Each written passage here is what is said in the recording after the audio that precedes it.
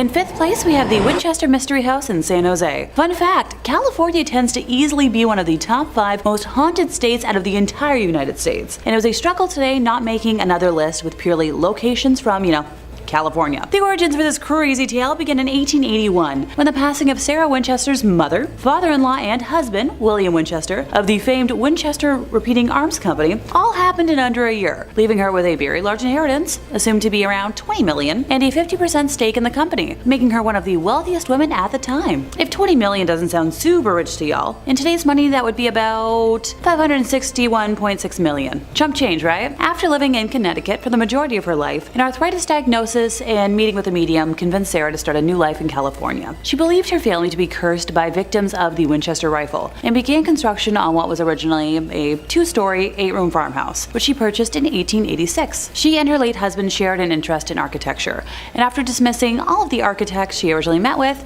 Sarah decided to do all of the home planning herself. She was known to rebuild and abandon construction if anything didn't meet her expectations, which resulted in a maze-like design. It is believed that said maze-like design was mainly intended to confuse and keep spirits from harming her and what was left of her family.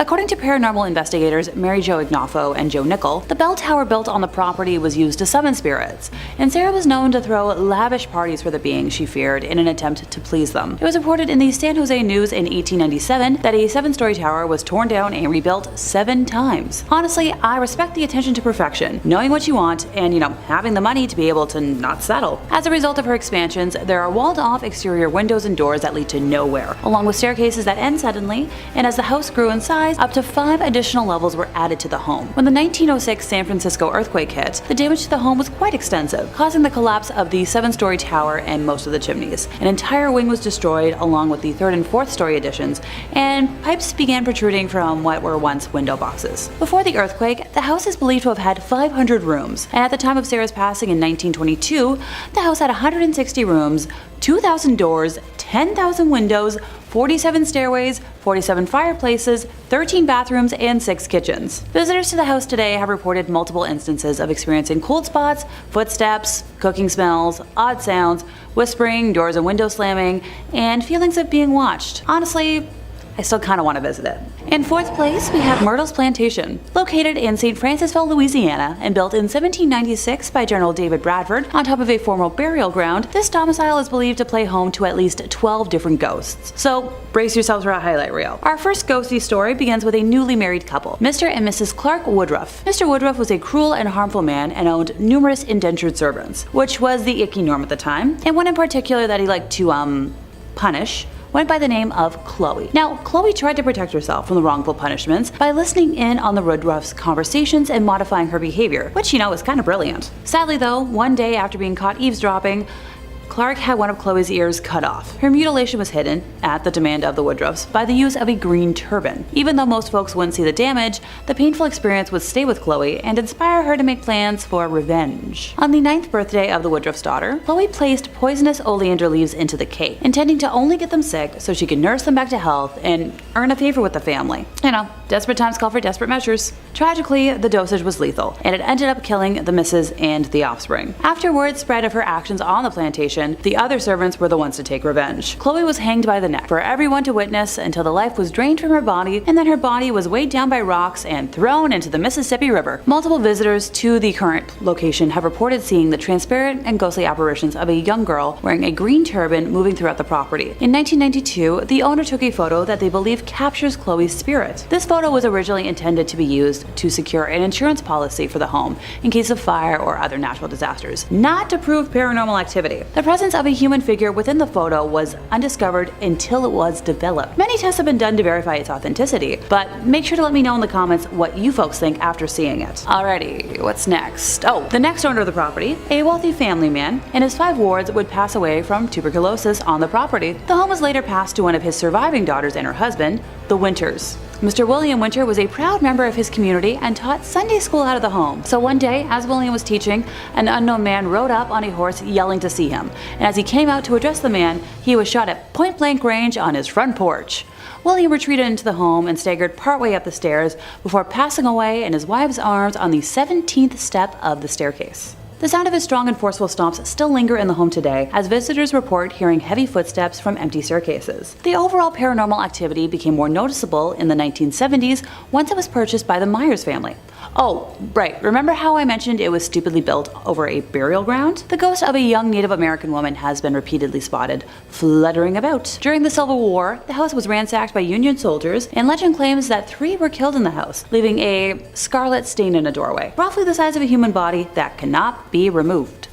Number 3 on this list is the Franklin Castle. This house is actually called the Tiedemann House, but over the years and from the history it's been nicknamed the Franklin Castle. News 5 Cleveland says, known as the Franklin Castle, this Victorian-style stone house has been a witness to history and withstood the development of the West Side. This stone castle carries an American Horror Story type history along with it. The house was built between 1881 and 1883 by a German immigrant, Hans Tiedemann. At the turn of the 19th century, Franklin Boulevard was one of the most upscale residential avenues in Cleveland. Franklin Castle was sold in 1896, just 1 year after his wife Louise died. In the century that followed, the house saw many new owners and new uses. Rumors began to circulate around 1986 that the house was haunted by the ghosts of Mrs. Tiedemann and her daughter Emma, who died before the house was even built. So this one is kind of strange because it doesn't seem like anything terrible happened to these 2 ladies in their death, or at least nothing that I could find. Most times when a spirit haunts a place, it's because they died in a fashion that was very unnatural. That wasn't the case here, and yet they still haunt the castle. It's a nice home to look at from the outside, but definitely not a place that you should be going into. Avoid it altogether. Number 2 on this list is the Gore Orphanage. Anything that is named the Gore Orphanage is bound to be haunted, and this is no exception. News 5 Cleveland says it's claimed to be one of the most haunted places in Ohio. Located in the countryside of Vermilion, a fire engulfed an old orphanage, burning dozens of people alive, according to long-told tales. For over a century, visitors to the Gore Orphanage have reported strange experiences of glowing lights, chilling cries, and apparitions. Light of Hope was the actual name of the orphanage and was established by Johann Sprunger and his wife Katrina. They moved to the Vermilion area after their 2 former businesses in Indiana also caught fire. Throughout the years, children told stories of abuse, neglect, and slave labor conditions. In 1909, an investigation was conducted, but because the state had no laws or regulations pertaining to orphanages, nothing could formally be done to prosecute the couple. While there's no proof that any deaths actually did occur, there's still little doubt about its reputation for being one of the most haunted areas in Ohio. So not only did this place suffer a horrible tragedy where several people passed away during a massive blaze, but prior to that even happening, there seemed to be so many human rights violations going on. I have no idea how back in the day the state wouldn't have had any laws pertaining to orphanages, but it just shows how back then these operations and children were so neglected. Because of all this tragedy and just general sadness, we have what stands today, a horribly haunted, abandoned old orphanage. Now this is on the list of places not to go, and that's because it is actually very dangerous to do so. The ghosts here are upset, and interacting with them will be a huge strain on your mind.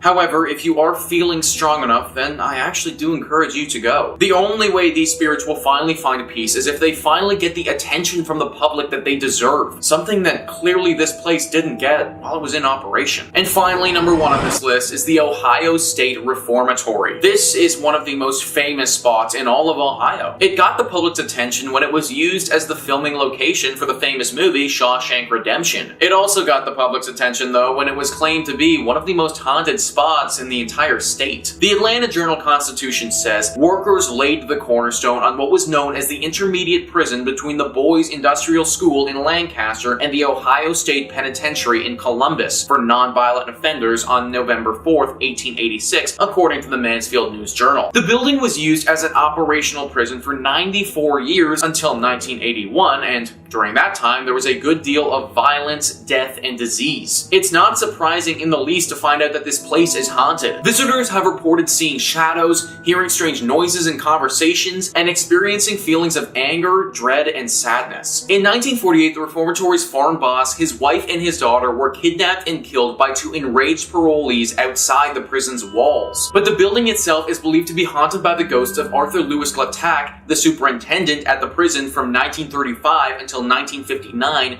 and his wife Helen. The warden's wife died from an accidental shooting, and several years later the warden died from a heart attack, according to the Preservation Society. The couple's disembodied voices have been heard in the prison's old superintendent's office. A boy is also believed to haunt the basement, where he was reportedly beaten to death, according to the website Mysterious Heartland. So yeah, I think it's pretty clear by all of this that this place is not the sort of spot you want to be visiting anytime soon. The amount of violence that this location would have seen is just truly abhorrent, and I'm actually surprised that they were able to get through the entire filming of The Shawshank Redemption without some serious ghostly interventions. Maybe it's because they had Morgan Freeman in the movie, and, well, let's face it, he's kind of an angel. Number 5 on this list is the Myrtles Plantation. The Myrtles Plantation is located in St. Francisville, Louisiana, and is home to a plethora of ghosts.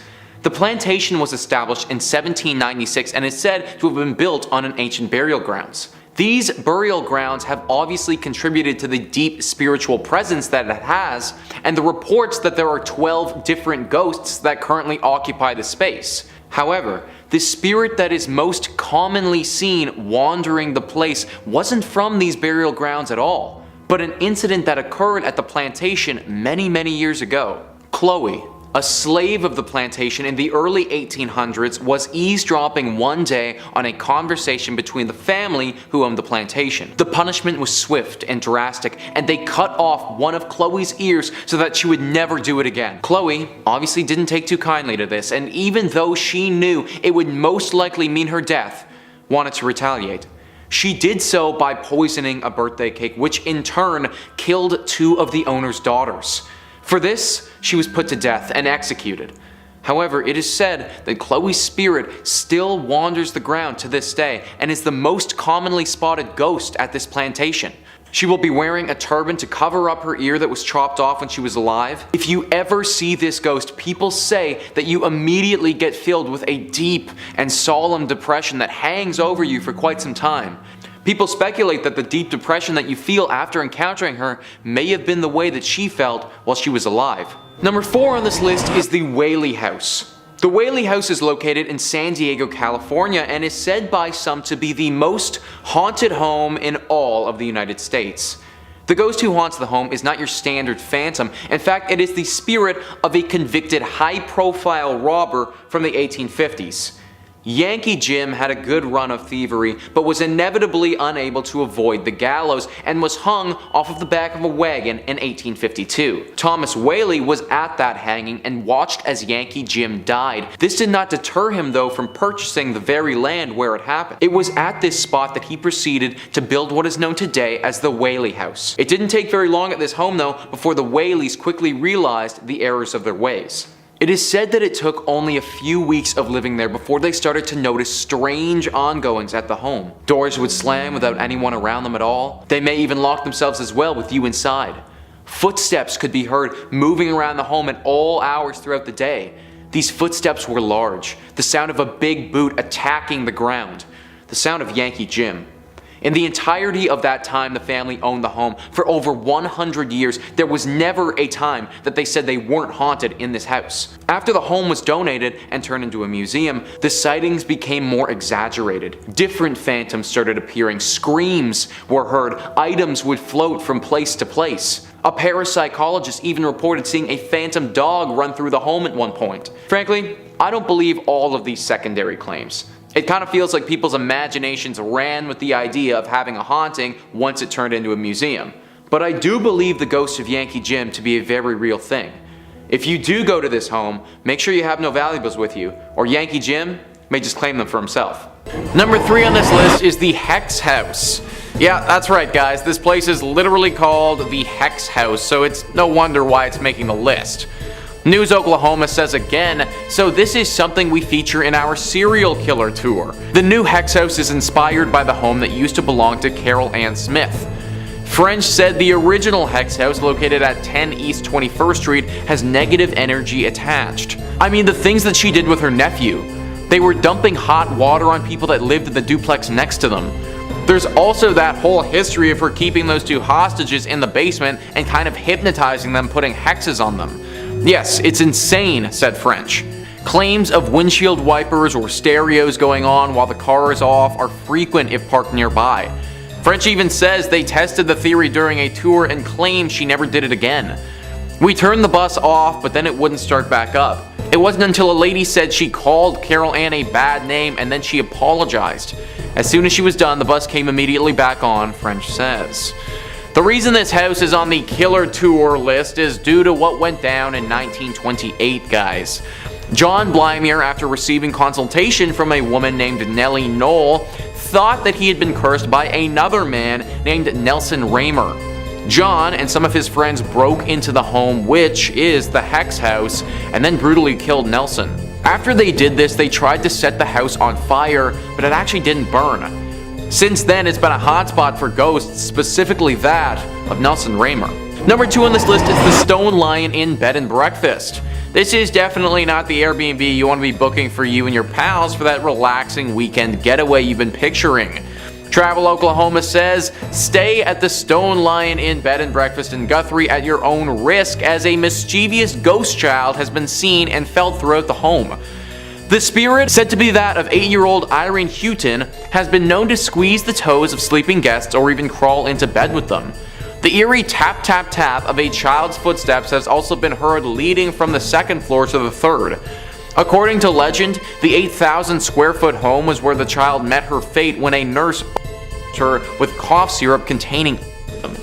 The family later moved on, but little Irene refused to leave. After the Houghton family moved out, the home changed into a boarding house and then a funeral home. Paranormal investigative teams have encountered several other ghosts, including a strong male entity who lingers in the basement where the morgue once was. Through the years of people staying here, there have been tons of reports of sightings and interactions with ghostly entities. As mentioned, it's pretty normal to be visited by Irene, the ghost of the young girl who passed here. A bit of a rarer encounter is that of a ghostly music box, though. The owner, Becky, has come out and said, "One of my guests just the other day came out of this room and said, all night long, I heard this music box." Now, it's unclear whether one of the ghosts was playing this music box or if the box just sort of started on its own, but that would definitely be enough to keep me awake if I was that guest. Pictures, videos, and voice recordings have all been captured here by paranormal investigators many times. It was first investigated by a paranormal specialist 18 years ago, and since then it's been a hotspot for all ghost hunters alike to check out. Unless you're well versed in dealings with spirits, I'd pick a different Airbnb for you and your buddies. And number 1 on this list is Guthrie's Boys Home. This site started out as an orphanage in 1923 when it was built.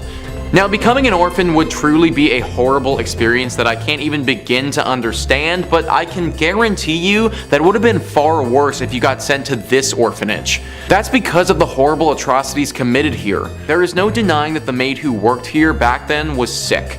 Mentally sick, deranged to a point where she felt a desire to these young orphans. It's believed that she would often abuse these innocent children in any number of ways. Now, this isn't confirmed, but these are rumors. It's also thought that she even took the life of a few people while she was working here and made it look like an accident. This all culminated one day when she finally took her own life by jumping out of the bell tower and falling to her death. This has obviously led to some spiritual presences staying behind. Lucky for all of us, it's not the spirit of this sick old maid who died. However, as sad as it is, it's the spirits of some of these children here who were wronged. There is apparently one girl who appears to visitors and begs for safety. Crying and screaming children can be heard echoing throughout the building at all hours of the day. The sounds of little feet running up and down the halls are regularly reported as well. Believe it or not, this isn't enough to drive people away though, because it's a popular wedding spot. Definitely not the area I would choose to get married if it was up to me though. Number 5, the Castle of Good Hope.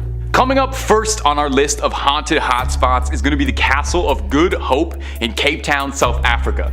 It was first built in the 17th century by the Dutch East India Company, so you just know there's bad vibes there to begin with. It's the oldest colonial building in South Africa, and if you believe the local legends, it's allegedly one of the most paranormal spots in the country.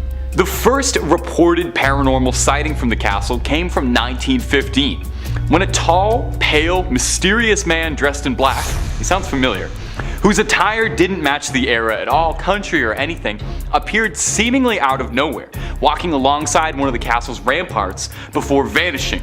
as soon as he appeared. Now that's pretty weird, definitely. Not quite enough to label a place haunted, but it was a one-off incident, right? Well, in 1947, this same strange man kept appearing, making regular visits for weeks on end. He'd be jumping off the castle's walls, seemingly plummeting to his doom, only to reappear again to do it all again.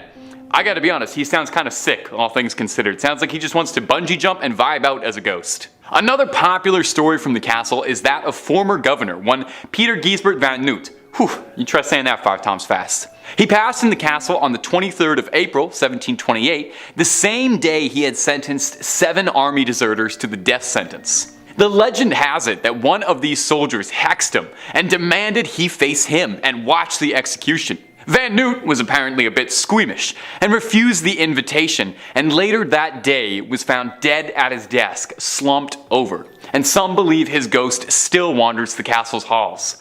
And there were more ghosts I couldn't even fit into this one video because there's so many hauntings from this place. I recommend you read up about it afterwards. And if you want way more videos about haunted spots, ghosts, goblins, aliens, cryptids, conspiracies, true stories, fake stories, we got all of that and then some. So click through on Top 5 Scary, find something to watch, something to fall asleep to, I don't judge. Stay subscribed, stay scared, but stay watching this video. We worked hard on it. Alright, moving on through.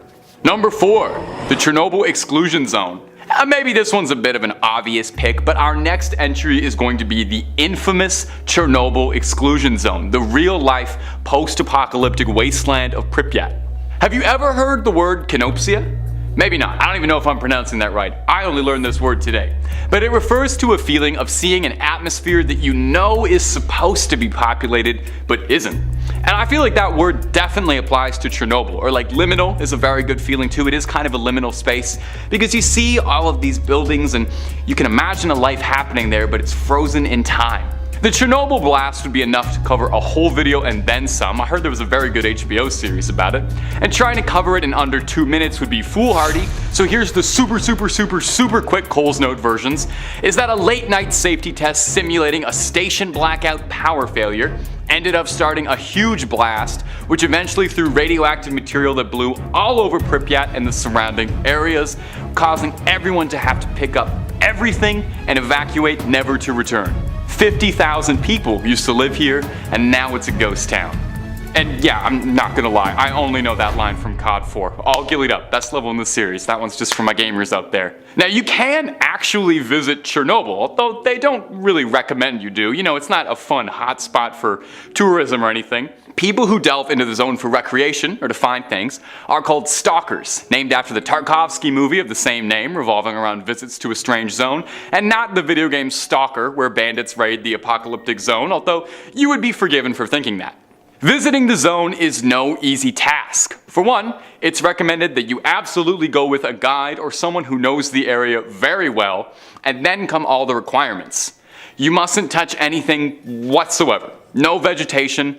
There are wild dogs that live in Chernobyl, and they're very cute, but you can't touch them at all because there could be traces of radiation in their fur.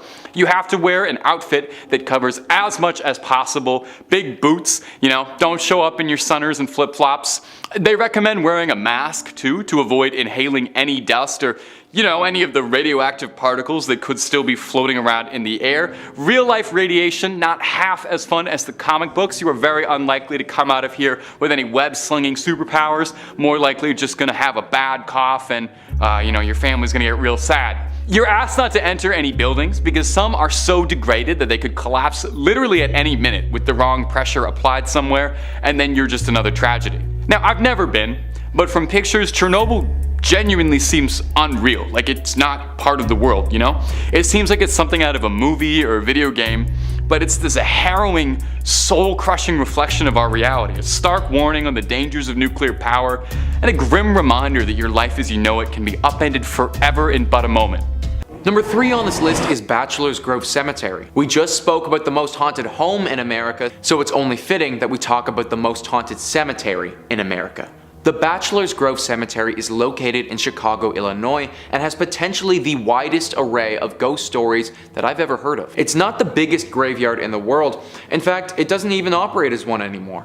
It was established in the 1840s and practically abandoned in the mid-1900s. There were rumors that the mafia used to use this place as a spot to dump bodies, as it's reasonably secluded and nobody could see them do it. Its secluded nature, rumors tied to the mafia, and the inevitable vandalism that it did receive could all be reasons why it's haunted today. Now, I was talking about the mafia and gangsters. Well, one of the biggest ghostly sightings at this cemetery is actually a gangster car. The graveyard is right next to a road, and people driving down that road have reported seeing the distinct image of a vehicle in the middle of the road resembling a mafia vehicle. People have actually fully swerved off of the road and crashed their own cars, and then later realized that nothing was there at all.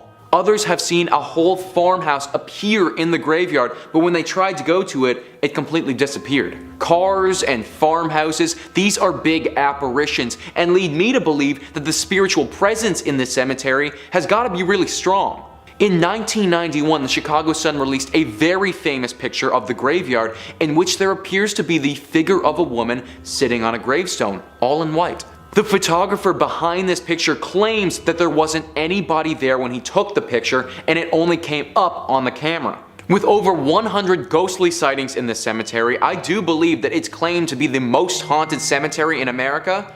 It's well earned.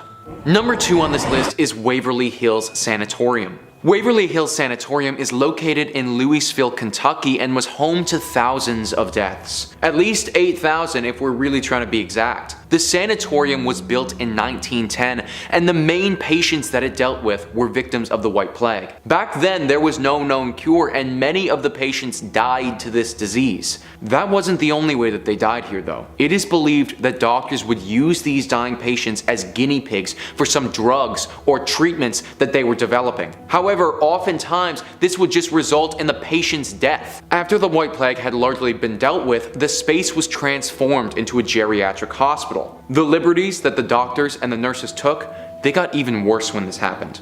Electroshock therapy was utilized. Major injustices and mistreatments were done on the patients from the nurses. It really all went bad. In the 1980s, this spot was shut down for good, but by that point, the damage had already been done. Now Waverly Hills is one of the most haunted locations in America.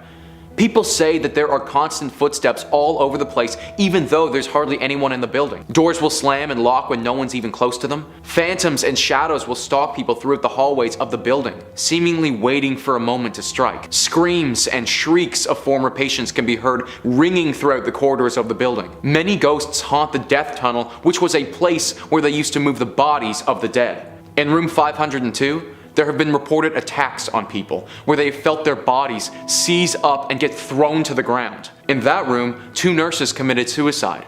Apparently one of them jumped out of the window and the other one hung themselves because they couldn't live with the ongoing death that happened in this place. This building has seen way too many horrible things in its existence to just be a building anymore. Feel free to look it up on the internet if you're interested, but don't go visit this in person.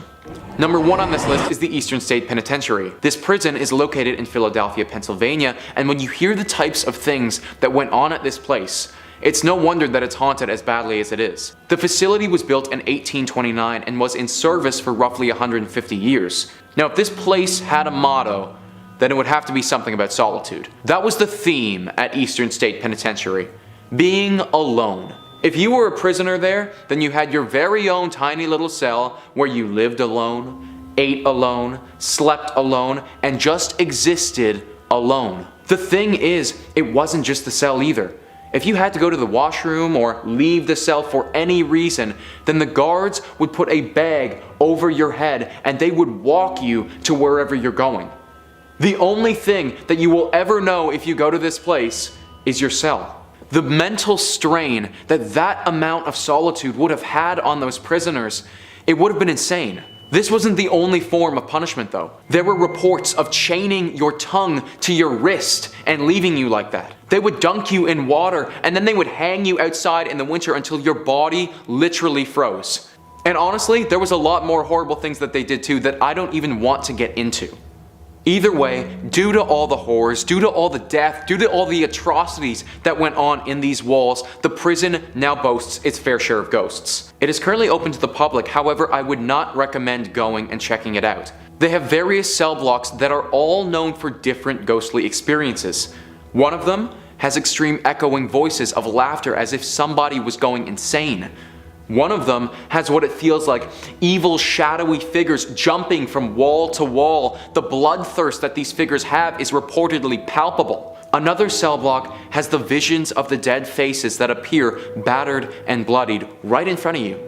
Gary Johnson, who works to upkeep the prison, had a harrowing experience here before. He was opening up a cell block to clean it when all of a sudden his body stopped functioning and he was completely paralyzed but also totally aware. He felt as if spirits were invading his body and hurting his mind as he was frozen. Finally, he was released and ran from the scene. This prison is haunted to its core and it must be avoided at all costs. Number 5 on this list is the Thunderbird Youth Academy. The Thunderbird Youth Academy is located in Pryor and is deeply haunted with the ghosts of students who have long passed. Back in 1942, it suffered a horrible tragedy where a lot of the children staying here passed away. Back then it was an orphanage and it was still years before it would become a military school. It got hit hard with a devastating tornado that the building simply wasn't ready for. Tons of the children who lived there perished due to the storm, and now their ghosts are said to linger here. Stories where people will wake up in their beds and find literally other children lying in them staring directly at them are far too common. These stories also don't even factor in one of the most famous ghosts there, Hector. Hector is a young boy who haunts the 3rd Platoon building. Hector's story is far more graphic than the other children who died. It's not confirmed, but some say that the cook took Hector's life and did it in a fashion that I can't go into detail on YouTube about. Either way, now his spirit forever haunts this building and all of those who reside in it. I personally would never want to go to military school anyways as a kid, but having it be haunted would make it even worse. Number 4 on this list is the Tulsa Theater. It's weird how some places attract ghosts and spirits more than others. Theaters are one of the most prominent spots for paranormal presences, and this theater is no exception. News Oklahoma says, Tulsa Theater, formerly known as Brady Theater, used to be a vaudeville house providing entertainment to audiences. This space went through a lot over the years, including being abandoned and almost destroyed. But after renovations and a name change, the Tulsa Theater reopened. Legend is the space is haunted by an Italian opera singer named Enrico Caruso. Caruso took in the sights around town while in Tulsa to perform. He wanted to see the oil wells and how they made them, said French. And as they came back, it was raining, it was cold, miserable, and the car broke down. Despite already being sick, Caruso made the journey back on foot in the rain to give what turned out to be his last performance ever. He had a great performance according to history, French said. It was one of his best. Standing ovations in the whole 9 yards. Unfortunately, after returning to Italy, Caruso died. French said many say Tulsa caused Caruso's demise and that's why it's believed he haunts the theater. Even Caruso's manager named Tulsa as the reason for his death. But it goes deeper than just Caruso. When it was the Brady Theater, the building is rumored to have played a role in the 1921 Tulsa Race Massacre. I mean, it played a huge role. It housed some of the victims. There are rumors they died inside and some other horrible things that happened to them, French said. We actually captured electronic video phenomena evidence that almost confirms all of the stories there. The Tulsa Race Massacre was a horrible display of hate and racism. On May 31st in 1921, a bunch of white residents who had been given weapons by city officials attacked a bunch of black residents. This incident lasted over 24 hours and saw more than 800 people get injured and at least 36 people die. A horrifying tragedy that never should have occurred. It's no wonder that any place tied to this incident could be haunted. In 3rd place, we have the Crescent Hotel. Located in Eureka Springs, Arkansas, it was erected in 1886 and has served several purposes over time, such as a luxury resort, a conservatory for young women, and a junior college. But the strangest mark on its history came in 1937 when it got a new owner, Norman G. Baker. Norman was a millionaire inventor and radio personality who decided to pose as a doctor despite having no medical training and wanted to turn the hotel into a hospital that could cure cancer. He was eventually found out and was run out of town, but his spirit somehow found its way back to the hotel and found some otherworldly company as well. The now operating Crescent Hotel is said to be haunted by at least 8 ghosts, ranging from a small girl to a bearded man wearing Victorian clothing. When current owners Marty and Elise bought the hotel in 1997, they hired 2 certified mediums to do a reading of the building. The mediums found that the hotel showed signs of being a portal to the other side, as in a dimension that holds the spirits of the dead and can be accessed by those on the same frequency as ghosts. That portal is located on top of what used to be the morgue. One thing I like to stress, especially when dealing with angry ghosties, is to never disturb the graves. And a formal archaeological dig was done on the property in 2019, uncovering Norman Baker's bottle grave, with some of the glass containers clearly showing fleshy remains, while others are believed to have held his assorted curing potions that never cured anyone. If you'd like to see them for yourself, they're on display in the Crescent's morgue. Oh, I totally forgot. The morgue, complete with autopsy table and a walk-in cooler where Baker stored cadavers and body parts, are open for public viewing. The experience comes with seeing the ghosts of younglings huddled under the morgue's autopsy table, pleading for help, the reoccurrence of a Baker patient who also served as a hospital assistant being seen in and around room 419, better known as Theodora's room, the early morning loud squeaking of wheels in the 3rd floor corridor, accompanied by sightings of a nurse pushing a gurney full of corpses down the hallway, only to see it vanish into thin air. In second place, we have Eastern State Penitentiary in Philadelphia. The castle-like penitentiary took solitary confinement to new levels when it was built in 1829. Prisoners lived alone, exercised alone, and ate alone. When an inmate left his cell, a guard would cover his head with a hood so he couldn't see or be seen. Now, the prison had to abandon its solitary system due to overcrowding from 1913 until it closed in 1970, although the forms of punishment did not get any less severe. Current reported paranormal happenings have included, disembodied laughter, shadowy figures, and pacing footsteps. Yeah. Elaborating now. Cell Block 12 is known for echoing voices and cackling, while Cell Block 6 is known for shadowy figures darting along the walls, and Cell Block 4 tends to have visions of ghostly faces. Many people have reported seeing a silhouette of a guard in one of the towers. Oh, and that might not sound weird, but there's no way to physically get to the top of the tower today, since the brick stairs crumbled away, many years ago. One of the more legendary tales comes from Gary Johnson, who helps maintain the crumbling old locks at the prison. In the early 1990s, he had just opened an old lock in Cell Block 4 when he says a force gripped him so tightly that he was unable to move. He described a negative, horrible energy that exploded out of the cell, while tormented faces appeared on the cell walls, and that one form in particular beckoned to him. Although executions were not carried out at Eastern State, the prison was home to its fair share of deaths. At least, 2 guards were killed over the years, as were many inmates, with their spirits still very much present. In first place, we have the Hotel Monte Vista in Flagstaff, Arizona. So with tourism on the rise in the 1920s, residents of Flagstaff decided that building a hotel was the crucial, next step in aiding the city's growth as one of northern Arizona's premier destinations. Fundraising began in early 1926, and by New Year's Day on 1927, the hotel was finally open, offering 73 guest rooms under the name Community Motel, which would later be changed to the Monte Vista, a name chosen by a 12-year-old contest winner. This hotel hosted one of the few hidden speakeasies in Flagstaff during Prohibition, which was, a late-night establishment fed by secret tunnels that were built by railroad workers and ran for miles below the downtown core. Over the years, it has adopted quite a few spirits, and I'd like to elaborate on 3 of them. Out of the many rooms in this historic hotel where the spirits of the past like to make their presence known, let's start with room 220, where an unusual one-time resident, known as the Meat Man, is still causing a stir to this day. This long-term boarder, who spent his days at the Monte Vista back in the early 1980s, had a somewhat unusual habit, hanging raw meat from a chandelier. No one has any clue why he did this, but definitely makes him memorable. One day, the poor schmuck was found dead in his room.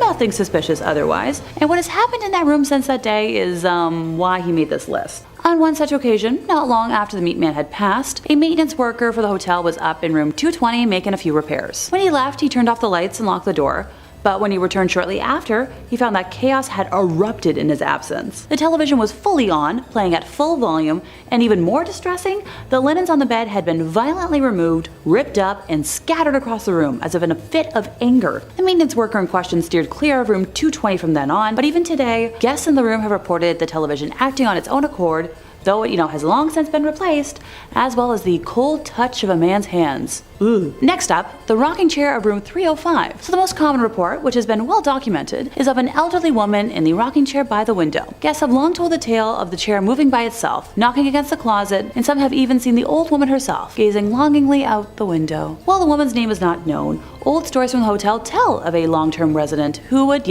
sit by the window, day in and day out, looking out into the world, perhaps waiting patiently for someone to return. Finally, I feel like I'd be cursed if I left out the ladies of room 306. In the early 1940s, 2 women of the night were working their shift, only to be picked up by a man who was staying in, room 306 of the Monte Vista Hotel and looking for some company for the night. The 2 women returned to his room, and that night were, brutally ended and dumped out of the 3rd floor window to the street below. What happened to these women was horrendous, and it seems that they agree, seeing as their spirits are still haunting this room, lashing out at anyone who dares to stay there. In the decades since, guests have reported the uneasy feeling of being watched, as well as difficulty sleeping.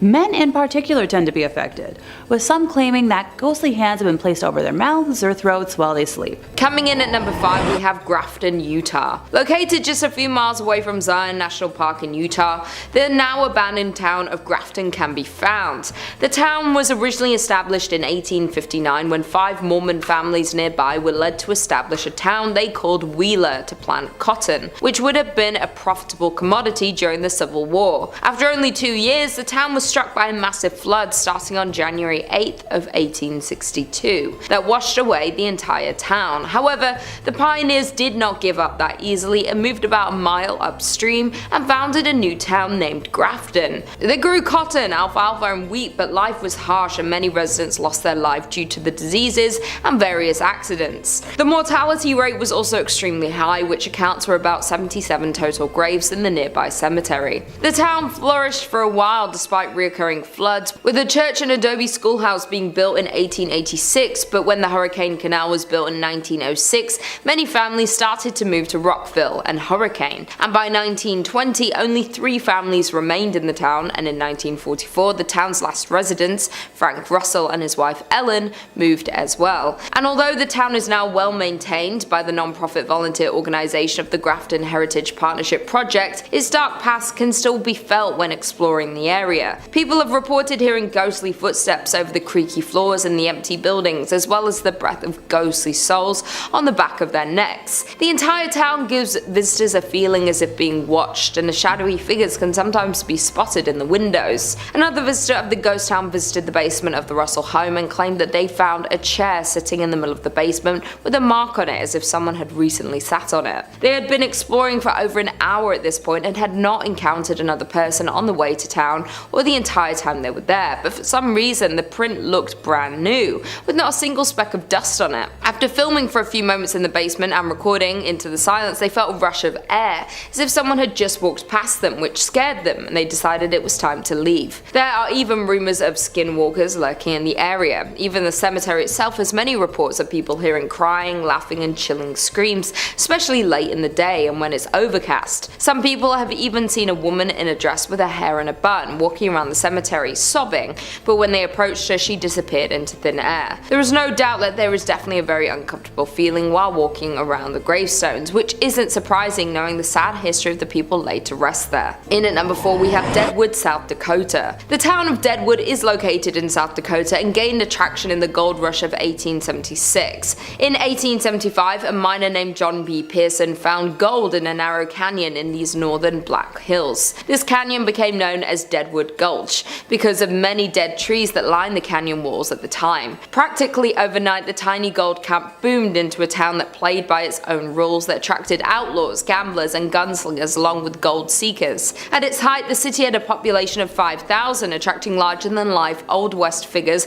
back then. The business district comprised largely of saloons, dance halls, card parlors and bodacious bordellos. They were all hungry for gold and did whatever they had to in order to get some. The business did whatever they could to serve the gold diggers, and sometimes that led to a little bit of conflict. Because of this, the now ghost town still lives with stories of its dead residents haunting present-day hotels and saloons. In 1876 Deadwood survived a smallpox epidemic that nearly wiped out the whole town. There were so many infected that multiple tents were erected to quarantine the street, stricken. In addition, it suffered 3 major fires. One devastating fire occurred on September 26, 1879, destroying more than 300 buildings and consuming the belongings of many inhabitants. Many numerous economic hardships also followed, pushing it to the verge of becoming another Old West ghost town. One of the most paranormally active sites in the ghost town is the Adam House. Built in 1892 after owner W.E. Adams had a stroke on the premises, his wife was so disturbed by the sounds of his ghost still walking around, rocking the rocking chairs and so forth, that she moved and left the house untouched, exactly as it was when he died. Now visitors and employees report having seen a rocking chair rock on its own, encountered a shadowy man standing at an upstairs window, and heard voices and footsteps in rooms throughout the house. Number 3. Mausoleum of the first Qin Emperor, Qin Shi Huang. The tomb of former Emperor of China, Qin Shi Huang, is notable for many reasons. Maybe it was because in 1974, when farmers from the Shaanxi province were digging a well, they discovered hundreds upon hundreds of terracotta soldiers, complete with horses, chariots, officers, infantry, a court, I think even some bears, oh my. They discovered one of the world's greatest archaeological wonders, 2,000 terracotta soldiers in Qin Shi Huang's tomb. The tomb was built like this basically to serve as history's most impressive flex. Qin Shi Huang wanted to make it good and clear that even in death, he held more might and more power than anyone could ever imagine. You know that saying, you can't take it with you? Well, he wanted to take it with him. He wanted his own army to serve him in the afterlife. The wild part about this is we don't even know how far it goes, since it still hasn't fully been uncovered even all these years later. Those thousands of terracotta soldiers might just be the first wave of guys. While he reigned, Qin Shi Huang wanted to make very sure that his tomb was a good approximation of his legacy, so thousands of laborers worked tirelessly for decades to create an emperor's tomb. They think that 700,000 laborers worked on this for 40 years. That's already unbelievable, but Qin Shi Huang only even lived to be 49, so good thing they got that done in time, eh? Qin Shi Huang himself is buried beneath an enormous pyramid mound that stands a good distance away from the rest of the tomb. Now here's where the haunted part starts to come in. According to historians, this central tomb contains treasures and wondrous objects he attained during his life, including a flowing river of pure mercury, which doesn't really sound like the greatest idea, but back then they thought that made you immortal. Soil testing the nearby areas does have elevated levels of mercury, so that might actually be true. No one is too eager to check though, since it sounds like Qin Shi Huang kitted this place out to keep any would-be Nathan Drakes or Lara Crofts from raiding this uncharted tomb. It's said that it's got ancient ballistas and all sorts of traps like mechanisms that'll fire arrows at potential grave robbers, and hey, that mercury vapor probably isn't doing you any favors, so don't try to breathe that in. In any case, the Chinese government has been in no rush to explore what's down there. It's best to let the sleeping dead lie, especially when the sleeping dead has thousands of personal bodyguards, and it's probably haunted, let's be real. Number 2. Snake Island. Our next entry, Isla de Quimada Grande, is formally dubbed as Snake Island, which really should tell you right off the bat that whatever I'm about to describe is not a friendly place. Traditionally, places are only named things like Snake Island if they're like, you know, filled to bursting with snakes, or if they're home to like a snake-themed supervillain or something. I'm pretty sure the guys who fought G.I. Joe lived on Snake Island. Anyway, Snake Island is called that because by conservative estimates, there's roughly a snake for every square meter of the island, meaning there's anywhere from 4,000 golden lancehead vipers or more living there. There's more snakes than there are people, and that's because most Brazilian locals know way better than to go to an island where one of the most venomous snakes on the planet live. Yeah, I left that part out. Well, I'm talking about it now. It's not just like garter snakes slithering about here. Isla de Quimada Grande is home to the golden lancehead, a beautiful creature in its own right that just happens to be one of the most lethal bites to humans. A bite from this snake can cause, let's list off some fun side effects, kidney damage, necrosis, brain hemorrhaging, venom poisoning, and oh, my favorite, internal intestinal damage. So just leave them alone. Even if for some bizarre reason I've told you all of that and you just love going to places you're not meant to and you're just dying for a chance to go visit venomous Snake Island, you are going to run into a bit of trouble because it's literally forbidden. The Brazilian government strictly monitors those who travel. Naval forces do visit annually to maintain the lighthouse, and there's a research station to study and analyze the local population, but all of these visits are accompanied by paramedics and trained doctors, just in case any of the locals decide to say hello the only way they know how. Am I the only one who thinks the golden lance head is kind of cute, like in a little weird way? I don't want one as a pet, but I don't know, I think these danger noodles have very cute little eyes, but maybe that's just one of my red flags. And number 1, Poveglia. This list has not been pleasant. I guess I should have expected that, given the tone of all of these wretched, horrible, and haunted places. So let's close this list off and find somewhere nice and sunny to get away from all of life's woes. Maybe somewhere nice like, I don't know, Italy? Maybe somewhere off the coast of Venice, like the island of Poveglia? Now, Poveglia is an infamous island in Italian history. It once served as a quarantine zone and final resting place for victims of the Black Plague. You know that one. As the plague ravaged Europe and paranoia set in across the lands, it was said that anyone who showed so much as a symptom, if you had a runny nose, they shipped you off to Poveglia to live out the rest of your days.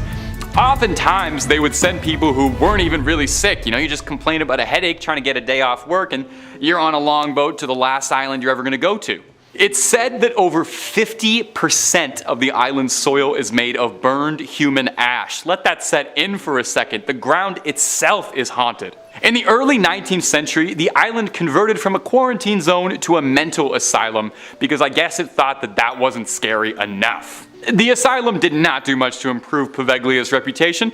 Instead of being home to the sick, now it was home to droves of mentally unwell patients being made into victims by a doctor's sick experiments. Cruel doctors at the asylum would impose their patients into lobotomies with no concern for sanitation or their safety, with chisels, drills, and rarely if ever using anesthetic. An old ghost story has it that the main doctor at the asylum was haunted by the spirits of his former patients and the crimes he'd committed, and it drove him to such madness that he cast himself off the bell tower of the island, where they say his screams can still be heard. Now, if I told you all of that and you still want to visit, first of all, why? And second of all, you're going to need to be pretty crafty, as it's totally, completely forbidden.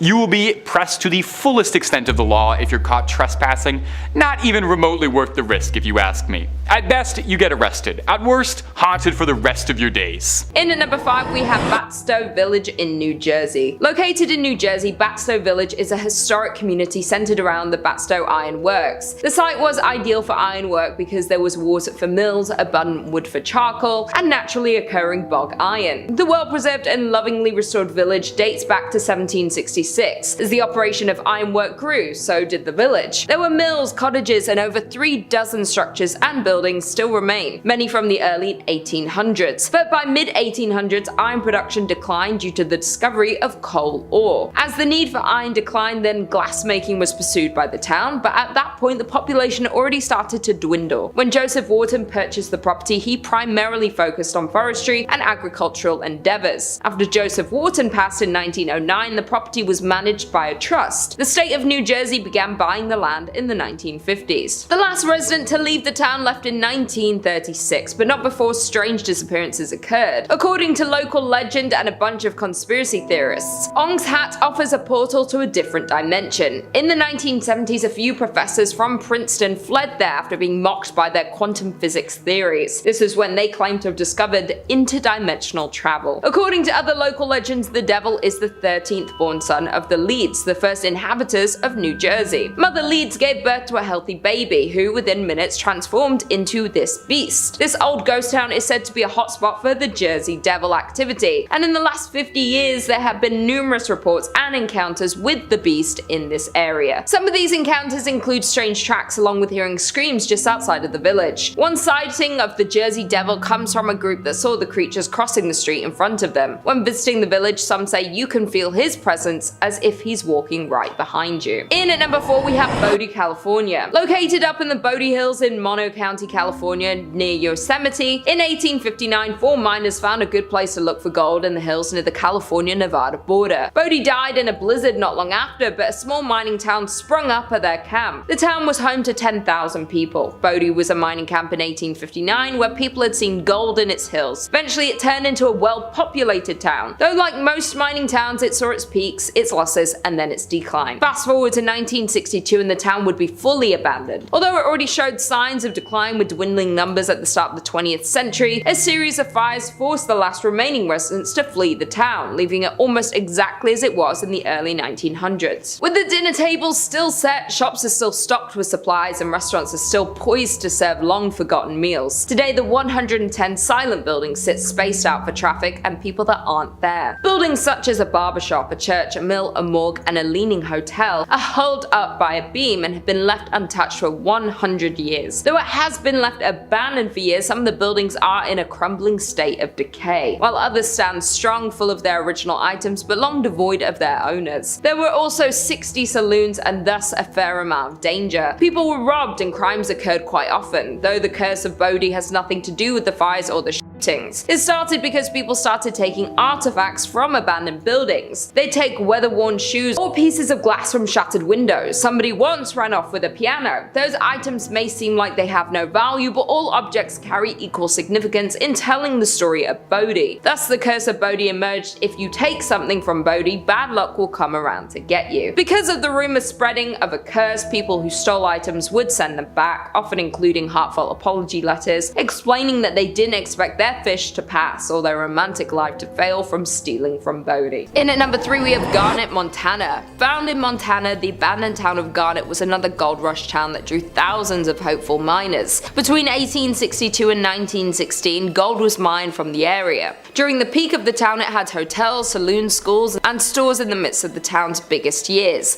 A 1912 fire burned down half of the town, and what was lost was not rebuilt. Many of the remaining structures were in poor condition even when they were lived in and regularly visited. This marked the decline of the town, as after 1917 the mine began to offer less and less, and by the time of World War I the town was almost fully abandoned. Garnett is perhaps the best preserved coast town in the state of Montana. There are plenty of people who believe the abandoned buildings are still home to some of the residents who once lived there. Some visitors have reported hearing laughter and music coming from Kelly's Saloon, which is the most common occurrence. I quote, "We didn't experience anything bordering on the supernatural during our visit, but we did find the beautifully preserved artifacts to be windows into Garnett's incredible past." Coming in at number 2 we have Jerome, Arizona. Located in Arizona, you will find the ghost town of Jerome. Once a copper mining town, Jerome was the 3rd largest town in the early 1900s. Its streets were filled with 37 saloons, 13 bordellos, and a meager 4 churches in 1917, and again in 1926 after a mine blast damaged the original. A series of ill-fated events at this site would almost lead one to call it cursed.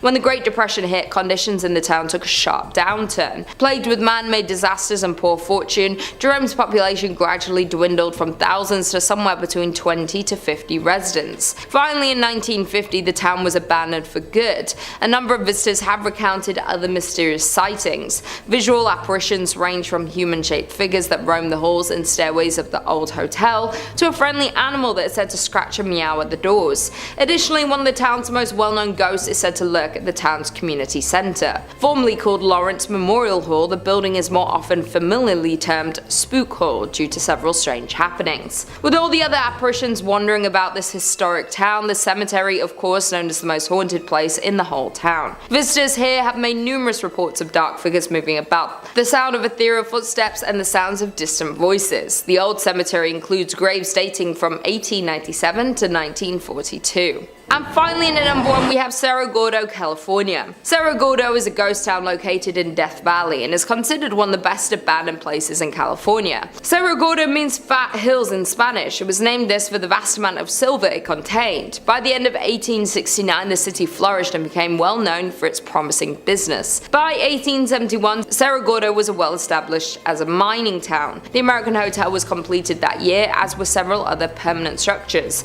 a general store, restaurants, and saloons. At its height, the town had 5,000 residents. In 1875, Cerro Gordo suffered a series of setbacks, necessitating the shutdown of its furnaces. These problems resulted from a scarcity of ore in the mine, which had lasted for several months, and the temporary drying up of its water supply. In addition, by late 1876, a fire accident happened through some of the mine buildings and the union shaft, and the furnaces were closed the following February due to the disaster. A more lethal blow was dealt by falling lead and silver crisis, effectively ending this era of activity at Cerro Gordo. Because of all the tragedy that occurred in Cerro Gordo, there's been multiple paranormal investigations held at the grounds of the abandoned town. While the new owner of the town was purchasing it, he was warned that they might have some visitors hanging around, and by visitors they meant spirits. One of the now owner's ghost stories goes along the lines of, as he was walking toward the bunkhouse, he looked at the window, the curtain pulled to the side and a little face poked out. Under the assumption that the contractors were staying in the bunkhouse, he asked when they were leaving, and he was told that they're gone for 2 weeks. So a little uneasy, he locked up the door and went for a hike. By the time he got back, the kitchen light was on, even with the lock still on the door. Coming in at number 5, we have Goldfield, Arizona. Being deemed as one of Arizona's most haunted places, we have the town of Goldfield. Founded in 1893, Goldfield was a promising land for gold mining. The town grew rapidly, gaining 1,500 residents during its first year. The space was quick to build businesses including stores, a blacksmith, a butcher, a brewery, and 3 saloons. Though the town of Goldfield met its fall just as quickly as it was built up. After 5 short years, the gold ran out and people began to dwindle, eventually leaving it fully abandoned, securing its ghost town status. Being classified as a ghost town doesn't necessarily mean a place is haunted by ghosts, but this is not the case for the Goldfield ghost town. There's plenty of documentation and investigations that point to Goldfield being a paranormal active ground. It is known that a mysterious figure lurks within the shadows of the Goldfield ghost town, Bordello. It is unclear who this spirit would have been in life, yet it is commonly believed he was once a miner who lived in the town. Unexplainable knocks and bangs are heard in the building, and some unfortunate visitors have been scratched. This activity is attributed to a dark character who's usually seen wearing a cowboy hat. Just on the horizon of the Goldfield ghost town sits a landscape made ominous by its name and the legend surrounding it. The Superstition Mountains are cloaked in mystery and at the center of many fables, making them notorious among the paranormal community. The Superstition Mountains carry many secrets, the most famous being the location of a supposed deposit of gold and riches in the Lost Dutchman's gold mine. A curse has kept this treasure safe since the days of Goldfield's mining boom. Many have set out to locate these riches, and many have returned empty-handed or found only death. Countless adventurers have perished in the Arizona heat pursuing this chase. Their ghosts are said to now haunt the mountainside. Other secrets of the mountain have people believing that the hill is a place where evil spirits hid and told stories of a devil that lived behind the mountain. There's also a rumored apparition of a hugely tall skeleton named the Borrego Phantom, which appears to those exploring the mountain after dark. Another layer of creepiness is added to the mountain by the local legend that reptile-looking people surface there after dark. All of these creepy mysteries are summed up pretty nicely in the Superstition Mountain's name. In at number 4 we have Glen Rio, New Mexico. Found on the state border of Texas and New Mexico lies the town of Glen Rio. Founded in 1901, it was a town where wheat and cattle farmers settled and grew a community. Being divided between 2 states made for some unusual customs in Glen Rio. The mail would arrive at a train depot on the Texas side, but would have to be transported to the post office on the New Mexico side. The Texas side was part of a dry county, so all the bars were on the New Mexico side. Because the gasoline tax was higher in New Mexico, all the service stations were on the Texas side. By 1920, Glen Rio had a hotel, a hardware store, and a land office, as well as several grocery stores, service stations, and cafes. Though Glen Rio's permanent population never rose above 30 people, the town survived with its tourist-based businesses catering to the many travelers along Route 66. By 1985, only 2 residents remained in the small town, and the Texas post office was the only business open. It too has long since closed. Other buildings have overgrown sites, missing windows, or debris surrounding them.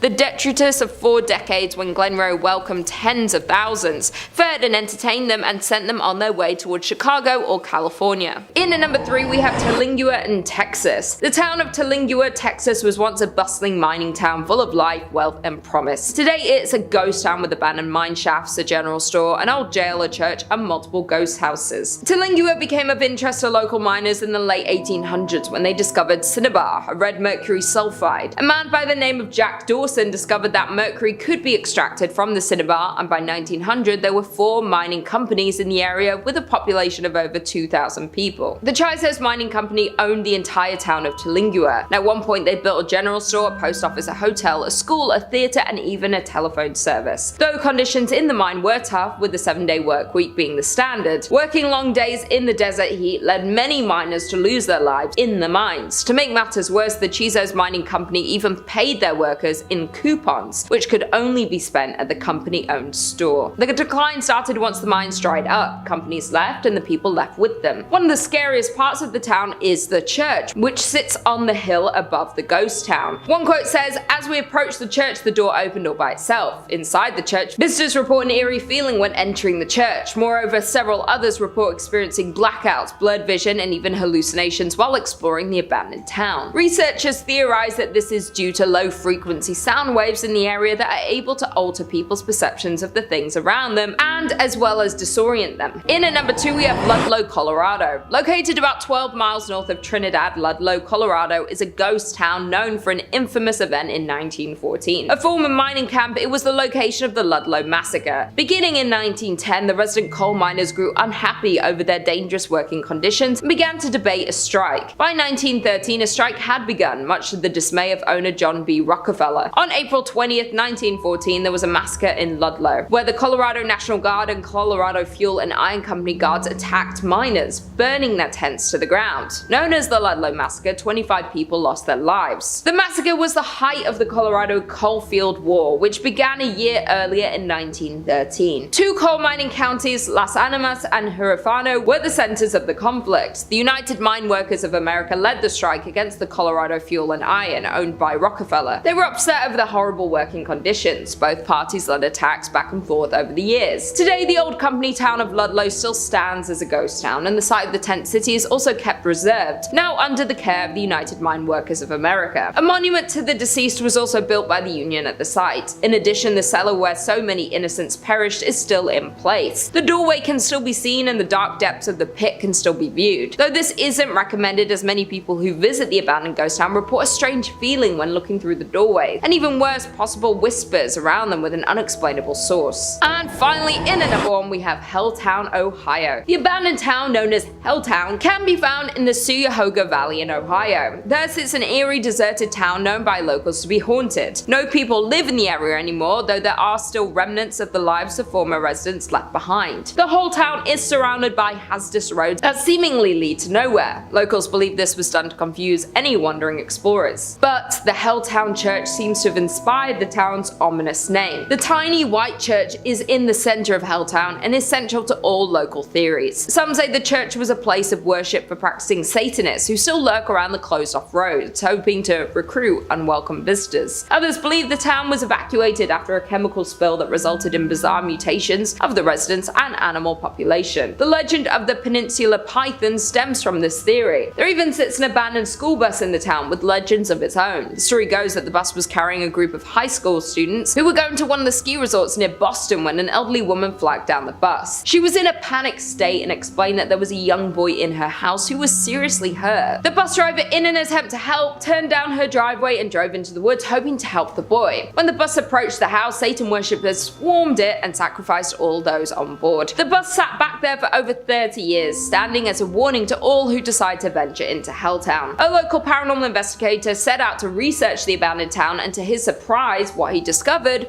was truly frightening. He describes Helltown as not just truly abandoned, but is home to many spirits and hauntings. His personal experience with a ghost encounter was returning to his car to find strange people looking into his car windows. Both times the people vanished as soon as they saw him approaching the car before he had a chance to speak to them. Kicking us off at number 5, we have the St. Louis Cemetery, number 1. The first of 3 Roman Catholic cemeteries in New Orleans, this is a legendary site for ghost spotting, although you'll need a vetted tour guide to get in. Break this rule and who knows what kind of curse you'll incur. The cemetery is full of above ground tombs, which some refer to as cities of the dead. These vaults are largely from the 18th and 19th centuries, although some of the graves date back to early 1700s. Of course, with all sorts of above ground burials, one would expect to see plenty of ghosts here. Visitors claim to see manifestations of ghosts walking around and an abundance of amateur amateur photographers claim to have captured ghost orbs on film.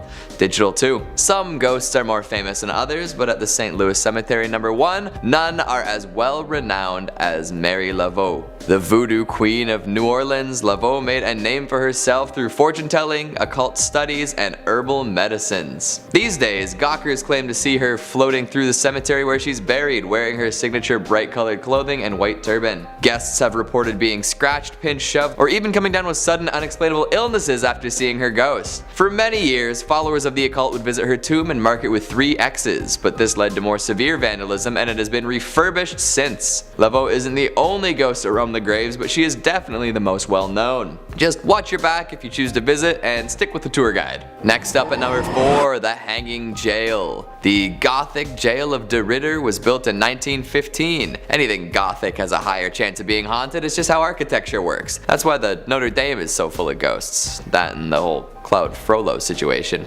Spirit appreciators in the know believe that the jail is haunted by 2 men hung for the slaying of a taxi driver. Joe Genna and Moulton Brasseau hired a taxi driver late one night and told him to drive. For reasons still up in the air, they killed him. Not knowing what to do with the body, the 2 men dumped it in the old Pickering Mill pond and ran off into the night. Maybe they drove off. I wonder if they took the cab. The body was found and traced back to the 2 would-be on-the-run murderers, and such they were convicted and then hung from the 3rd floor gallows. The interesting thing about the gallows though is that a spiral staircase circles around the noose. So there's a vertigo-inducing set of stairs surrounding the ominously hanging noose. Definitely a ghost creator if I've ever seen one. In addition to this lovely feature, there's also an underground tunnel connecting the jail to the next door courthouse. That is a tunnel you would not want to find yourself in after hours. Who knows what kind of crooked-necked wailing ghosts you find down there. Of course, there are plenty of people who claim to have captured photos of the ill-fated duo along with many other unlucky lawbreakers. Just remember kids, if you want to be a ghost, constantly do things that you'll regret. That way, you'll have all sorts of reasons to stick around for the afterlife. In at number 3 we have Nevada City in Montana.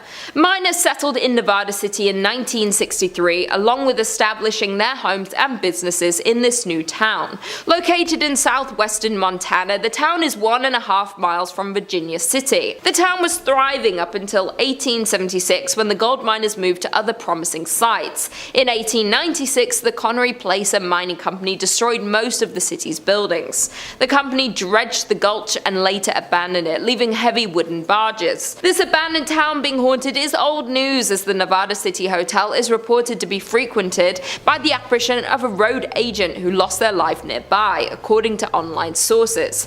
Visitors have also reported hearing footsteps in the hallways and seeing shadowy figures standing behind their reflections in mirrors. Additionally, the spirit of an older cowboy figure who never speaks but lurks in the hotel rooms and even sits at the bar in the Virginia City. Back when the hotel operated, guests also complained of a weeping woman, always in the same room, only to be told there was no guest in the room in question. In at number 2 we have Custer, Idaho.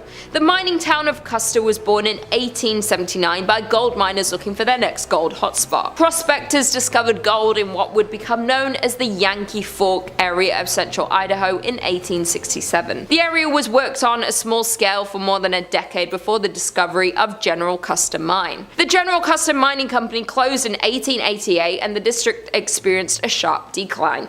In 1899, the town of Custer has 5 saloons, 3 stores, a hotel and 3 boarding houses, but the town never established even one church.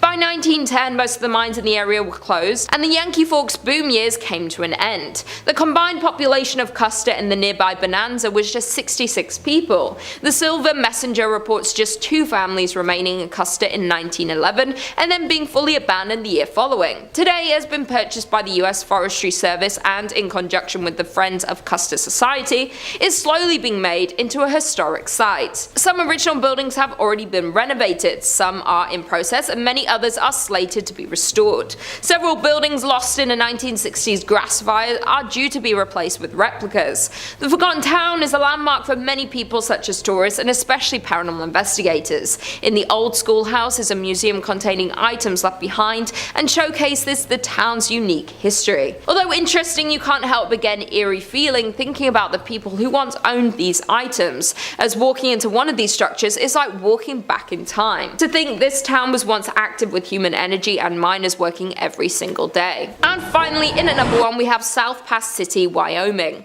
Only about 10 miles north of the Oregon Trail is the shell of a town that used to be a busy gold mining camp. Established in a small valley along the banks of Willow Creek, the town was born in 1867. The town was built there because gold was discovered in the Wind River Mountains. By 1868, South Pass City boasted over 250 buildings, 1,000 people, and hundreds of claims. The town was extremely busy as its half-a-mile long main street boasted numerous hotels, restaurants, general stores, 2 newspapers, doctors, a bowling alley, and dozens of saloons. The mining district continued to grow to as many as 3,000 residents. Miners looking for investors and newspapers promoting further settlement in the area exaggerated the region's amount of gold. But for South Pass City, its great success wouldn't last, and just 2 years after its establishment would begin to show its first signs of declining. Hitting a fall in early 1869, the town resurged briefly after outsider capital was poured into the area, but would fall again as expenses and hardships to recover the gold proved too costly for most miners. By 1872, the town was only occupied by only a few hundred people. In the end, South Pass would become a permanent ghost town. By 1949, the last of the pioneer families had moved on from South Pass City, and the buildings had fallen into disrepair. The grounds of the old town are known to be haunted, and Highway 287 that follows the route of the Oregon Trail over South Pass, which is the reason South Pass City ever existed, has had its fair share of ghost sightings. According to a local ghost story, a woman was driving home from a long day in Denver. Her friend had fallen asleep in the passenger seat. After passing through Jeffrey City, the driver spotted a dark, hunched figure walking toward the road in the sagebrush.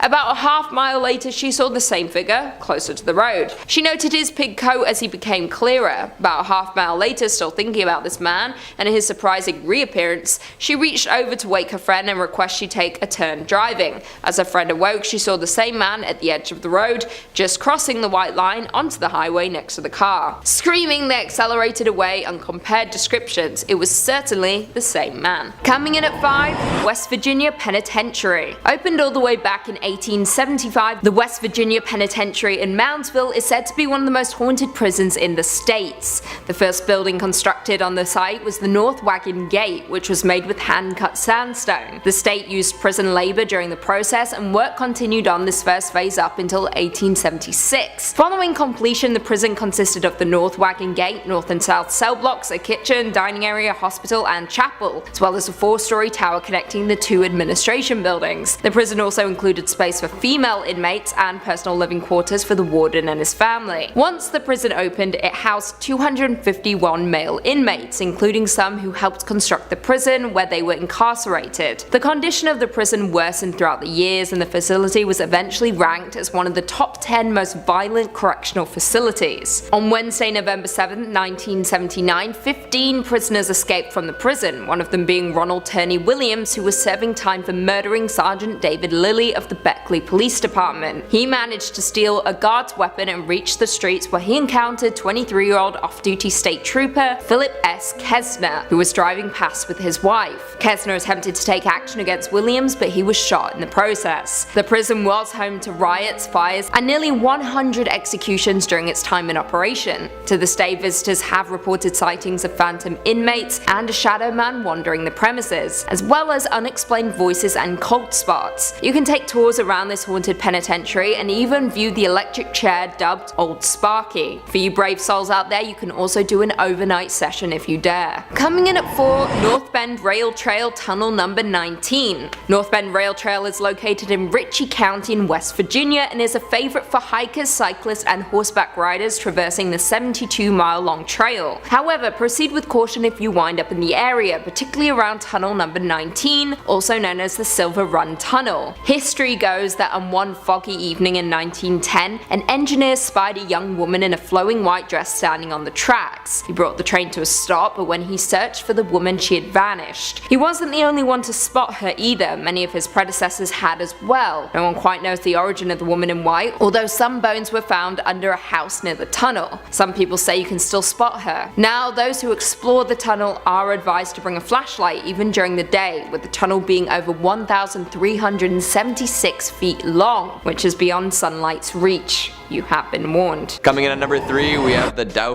Orleans Hotel. What was once a bordello is now a very popular hotel and bar. Jilted lovers, recovering soldiers, mistreated women, they all have a chance to haunt this New Orleans landmark. Of all the stories, there are 4 that tend to come up no matter who you ask. The first is that of a lost bride, thought to be the spirit of a young woman named Millie. She was working for the bar as a courtesan when she met a dapper young man and they decided to get married. However, on the morning of the wedding, Millie's groom-to-be was shot dead in a gambling dispute. Distraught, Millie waited for days for her fiancé to show up and never took her wedding dress off. For years, she would wear the white dress around the bar, hoping that someday he would show up. Now her ghost wanders the hotel in her dress, waiting for her love. Another classic story is that of the dancing girl. A young teen has been seen dancing around in the ballroom. Many a drunk guest has claimed that a young girl helped them to their room, all the while dancing as if she were floating on air. There's also the tale of the rebel, a ghost dressed in a dark Confederate uniform. While no battles took place in New Orleans, plenty of wounded soldiers would end up in the city for rest and recovery, and maybe a little bit of time at the bordello. This ghost has been seen pacing the outer courtyard, earning the nickname the Worried General. And of course, the bar itself, known as May's Place, is full to the brim with ghosts. Employees claim to have seen all sorts of unexplainable stuff, from glasses falling down from high shelves, to locked doors opening up on their own, to brochures swirling around like fall leaves. If you're looking for a haunted overnight stay, the Dai Orleans is probably your best bet. Don't go paying any of the ghosts for services though, you probably won't get what you're expecting. Coming in at number 2, Myrtles Plantation. Built in the late 1700s, this is considered by some to be one of America's most haunted homes. Made extra legendary by the multiple photographs taken featuring ghosts, you'd be hard pressed to find an ectoplasm enthusiast who hasn't heard of young Chloe. Chloe was a young slave punished for eavesdropping on the family. She took her revenge later on in the form of a poisoned birthday cake. It was served up to the owners of the house, and within 3 hours, 3 people were dead. Apparently that wasn't enough revenge for one lifetime though, as Chloe is still said to haunt the plantation. 2 different pictures have been taken with apparent ghostly qualities to them. One is a photo of the facade of the house, and if you look carefully in the corner, a ghostly visage can be seen. Another is of 2 tourists taking a selfie in front of a window, and Chloe can be seen peering out from in front of the curtains. While famous, some folks claim that they could be doctored.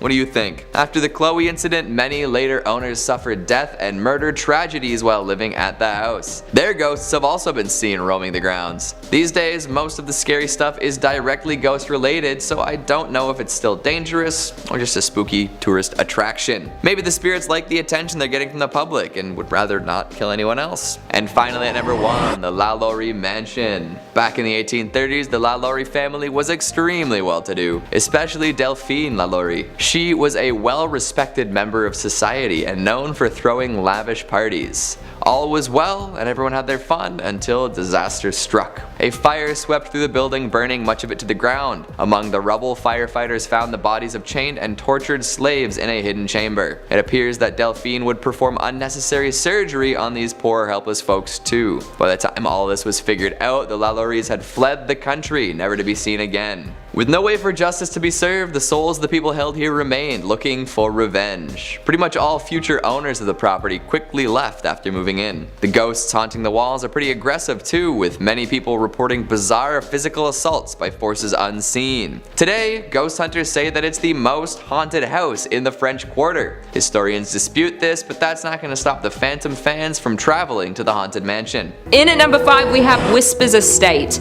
The Whispers Estate was built around 1894, and between 1899 and 1901 is when Dr. George and Sarah White moved in. George was a successful physician and ran his practice practice from their home. The two adopted many orphan children, and unfortunately several passed away in the house over the years. Some of the children they took in were troubled. Many of them passed away in the bedrooms and other areas of the home, and even some of Dr. White's patients have been said to have also passed while in the home.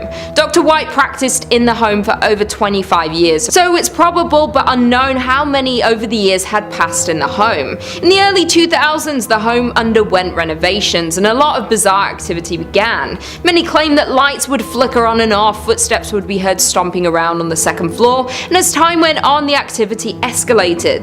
To this day, people reserve time to come and experience all this paranormal activity and are encouraged to write down any experiences they had while in the home, and these accounts are posted to the Whispers Estates official Facebook page. You can go through the page and find creepy photos people have taken that show demonic figures, ghost-like creatures, and even orbs. It's also pretty common for the guests to be scratched up by unseen fingernails or touched by an unseen hand. The estate earned the Whispers moniker after the numerous guests that experienced somebody whispering in their ear, somebody they couldn't see. Due to the amount of people who have passed at the home in its early days, it's like there are a number of different spirits that haunt the estate to this day. The Whispers Estate is known as the 4th most haunted house in the United States, but many who have visited believe it to be the most haunted house in the entire country. In at number 4 we have Rhodes Hotel. The Rhodes Hotel was established in 1893 and was named after the first owners, Clara and Newton Rhodes. The youngest child in the Rhodes family, Everett, passed in one of the second-story bedrooms after contracting tuberculosis at 18 years old. Soon after their daughter's death, Newton unfortunately died, and it's believed he had died inside of the house. After Newton's passing, Clara turned the house into a dual brothel and speakeasy. It's said that one of the ladies of the night, Sarah, still haunts her bedroom tucked behind the stairs on the second floor. After Clara's death, the family home was opened as a hotel in the late 1800s and was meant to house those flocking to East Central Indiana during the natural gas boom. It's even believed that John Dillinger and Al Capone stopped at the hotel for a stay after hitching a ride on a train to Indiana. Not only did the family pass in their home, but a preacher by the name of Lester Poor supposedly hanged himself in the attic during the time when the home was converted to a hotel. But many believe his death could have been a murder. Due to the hotel's rich history, many locals and visitors have experienced paranormal activity, and everyone in the town knew that many spirits that passed in the building still haunt it to this day. The hotel closed its doors in 1937 and the property remained in the Rhodes family hands but sat empty for more than 30 years. The hotel and its contents were eventually auctioned off and it landed on the National Register of Historic Places, and the hotel saw 3 owners before the Haleys took it over for restoration. The Rhodes Hotel was purchased by Clint and Linda Haley in 1995, and they heard rumors about the haunting of the hotel, but this didn't faze them. They were more worried about the work they'd have to do to restore the home. The Haleys claim that they didn't encounter any paranormal activity, but many find that hard to believe. The hotel was up for sale again in 2017 when a man by the name of Couch took it over for his charity.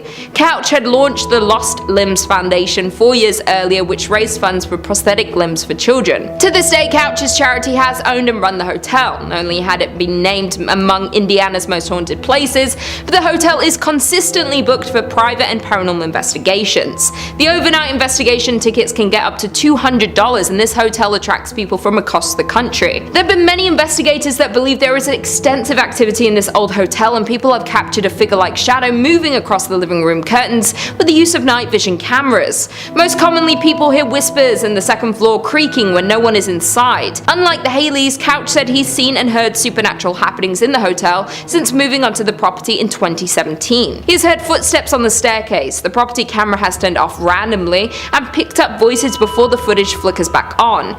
Once, while hosting an investigation, Couch said he witnessed one of many Victorian dolls left behind from a previous owner jump off of its chair. Coming in at 3, Droop Mountain Battlefield. On November 6, 1863, the Battle of Droop Mountain occurred in Pocahontas County, West Virginia during the American Civil War. Confederate forces engaged but failed to prevent Union forces under General W.W. Averill from a rendezvous with other Federal troops in a joint raid on Confederate railways. Droop Mountain was one of the largest engagements in West Virginia during the war and essentially resulted in the Confederate collapse. The battlefield site is now preserved and administered by West Virginia as a state park, and the unknown Confederate dead are buried in the Confederate Cemetery at Lewisburg. A wooden observation tower, hiking trails, and picnic tables mark the grounds where the Civil War soldiers fought, died, and some say, still remain. Many visitors have reported sounds of galloping horses and sightings of the ghosts of headless Confederate soldiers, as well as one soldier lying asleep against a tree. Coming in at 2, Lake Shawnee Amusement Park. In the late 1700s, the Clay family moved to West Virginia, which is presently known as Mercer County. The Clay family, comprised of Mitchell and his wife, settled on an 800-acre farm and raised 14 children. However, in 1783, tragedy struck while Mitchell was out hunting. A few members of the Shawnee tribe killed 2 of the Clay children and burned another at the stake. In retaliation, Mitchell hunted down a handful of Native Americans and killed them. The land in turn became unoccupied for years, up until the early 1900s when Conley T. Snyder purchased the land and built a small amusement park on it. However, the amusement park had just as unfortunate luck as the Clay family.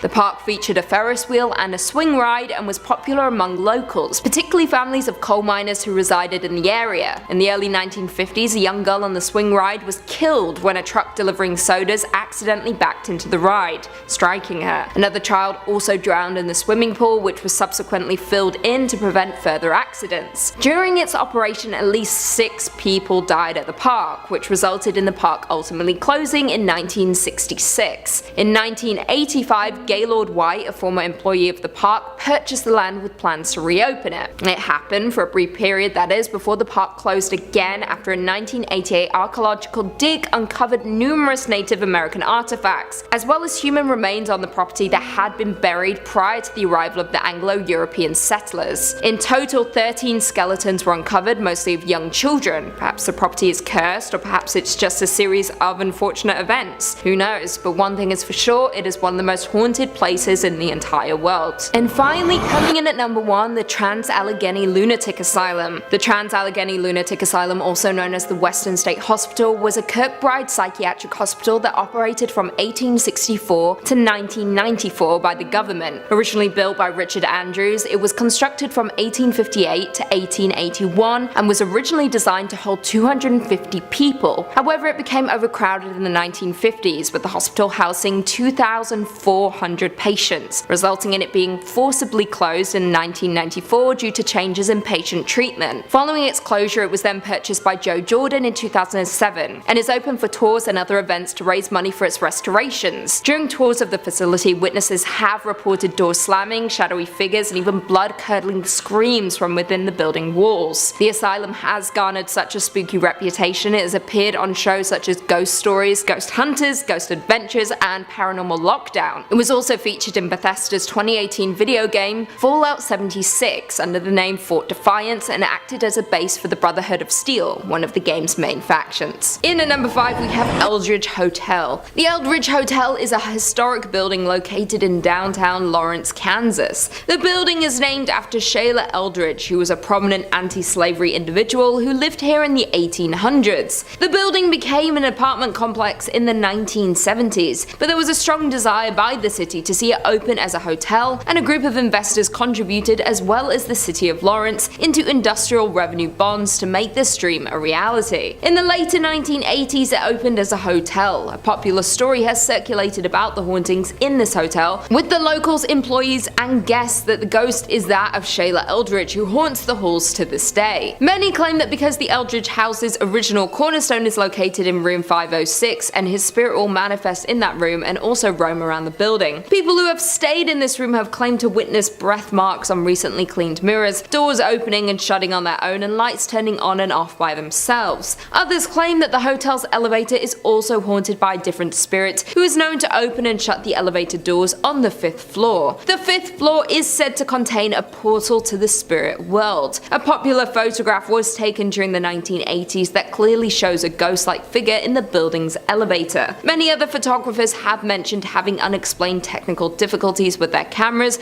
when near the elevator. The story of the hotel and the hauntings of Eldridge was the inspiration for the movie The Demon's Shadow, and the hotel was featured in the series My Ghost Story and has been depicted in many writings. Many believe the rich history has resulted in the amount of paranormal activity. In at number 4, Midland Railroad Hotel. The Midland Railroad Hotel is known for serving the largest steak around, and if you can finish all of it, you get it for free. But it has a sinister, haunting history. It was was first a popular train stop in the 1890s, then known for being the location for the movie Paper Moon, where many scenes were filmed at this hotel in 1973. Since then, it's gone through fires, the Great Depression, and plenty of renovations. It is now owned by the Wilson Foundation, has been back in business since 2003, and is listed on the National Register of Historic Places. Not only is this hotel known for these interesting things, it's most known now for the paranormal activity that lurks around the hotel. The most famous ghost is that of an orphan girl that haunts the 3rd floor, who knocks on doors,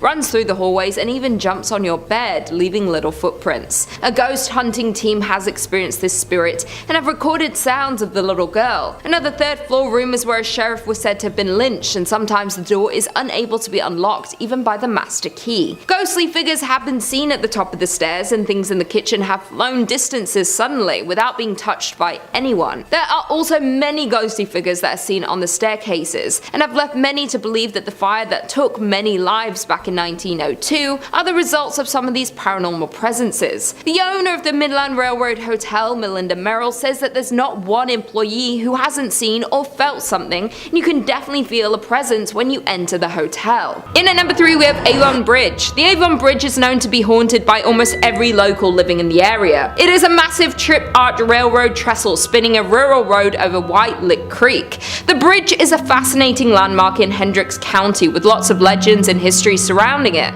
some more sinister than others. There are a few historical facts about the bridge that we do know. It was built in 1906 off County Road 625, was designed by W.M. Dunn, and is still used today. Many haunted stories surround this bridge and the area surrounding it. One story claims that a mother had been walking on the tracks and fell to her death. The mother's wailing could be heard when you drive under the bridge. It is common for many locals to honk when driving under the bridge in an effort to muffle her screams. Another story is that a drunk rail worker slipped during construction and was buried alive in the wet cement. The tale is that when a train goes over the bridge, people claim to still hear his moaning. Many locals say that if you go near the bridge at night, you will hear moaning and can see a ghostly figure of a ghost, or even 2 or 3 at a time. If you're traveling near the bridge on a hot summer day, you may be witness to the ghost tears streaming down the concrete. Many people don't even refer to it as the Avon Bridge. It's often called the Haunted Avon Bridge because of the number of accounts of ghost sightings and constant sounds of the moans and screams heard from the ghosts that haunt the bridge. In at number 2 we have James Allison Mansion.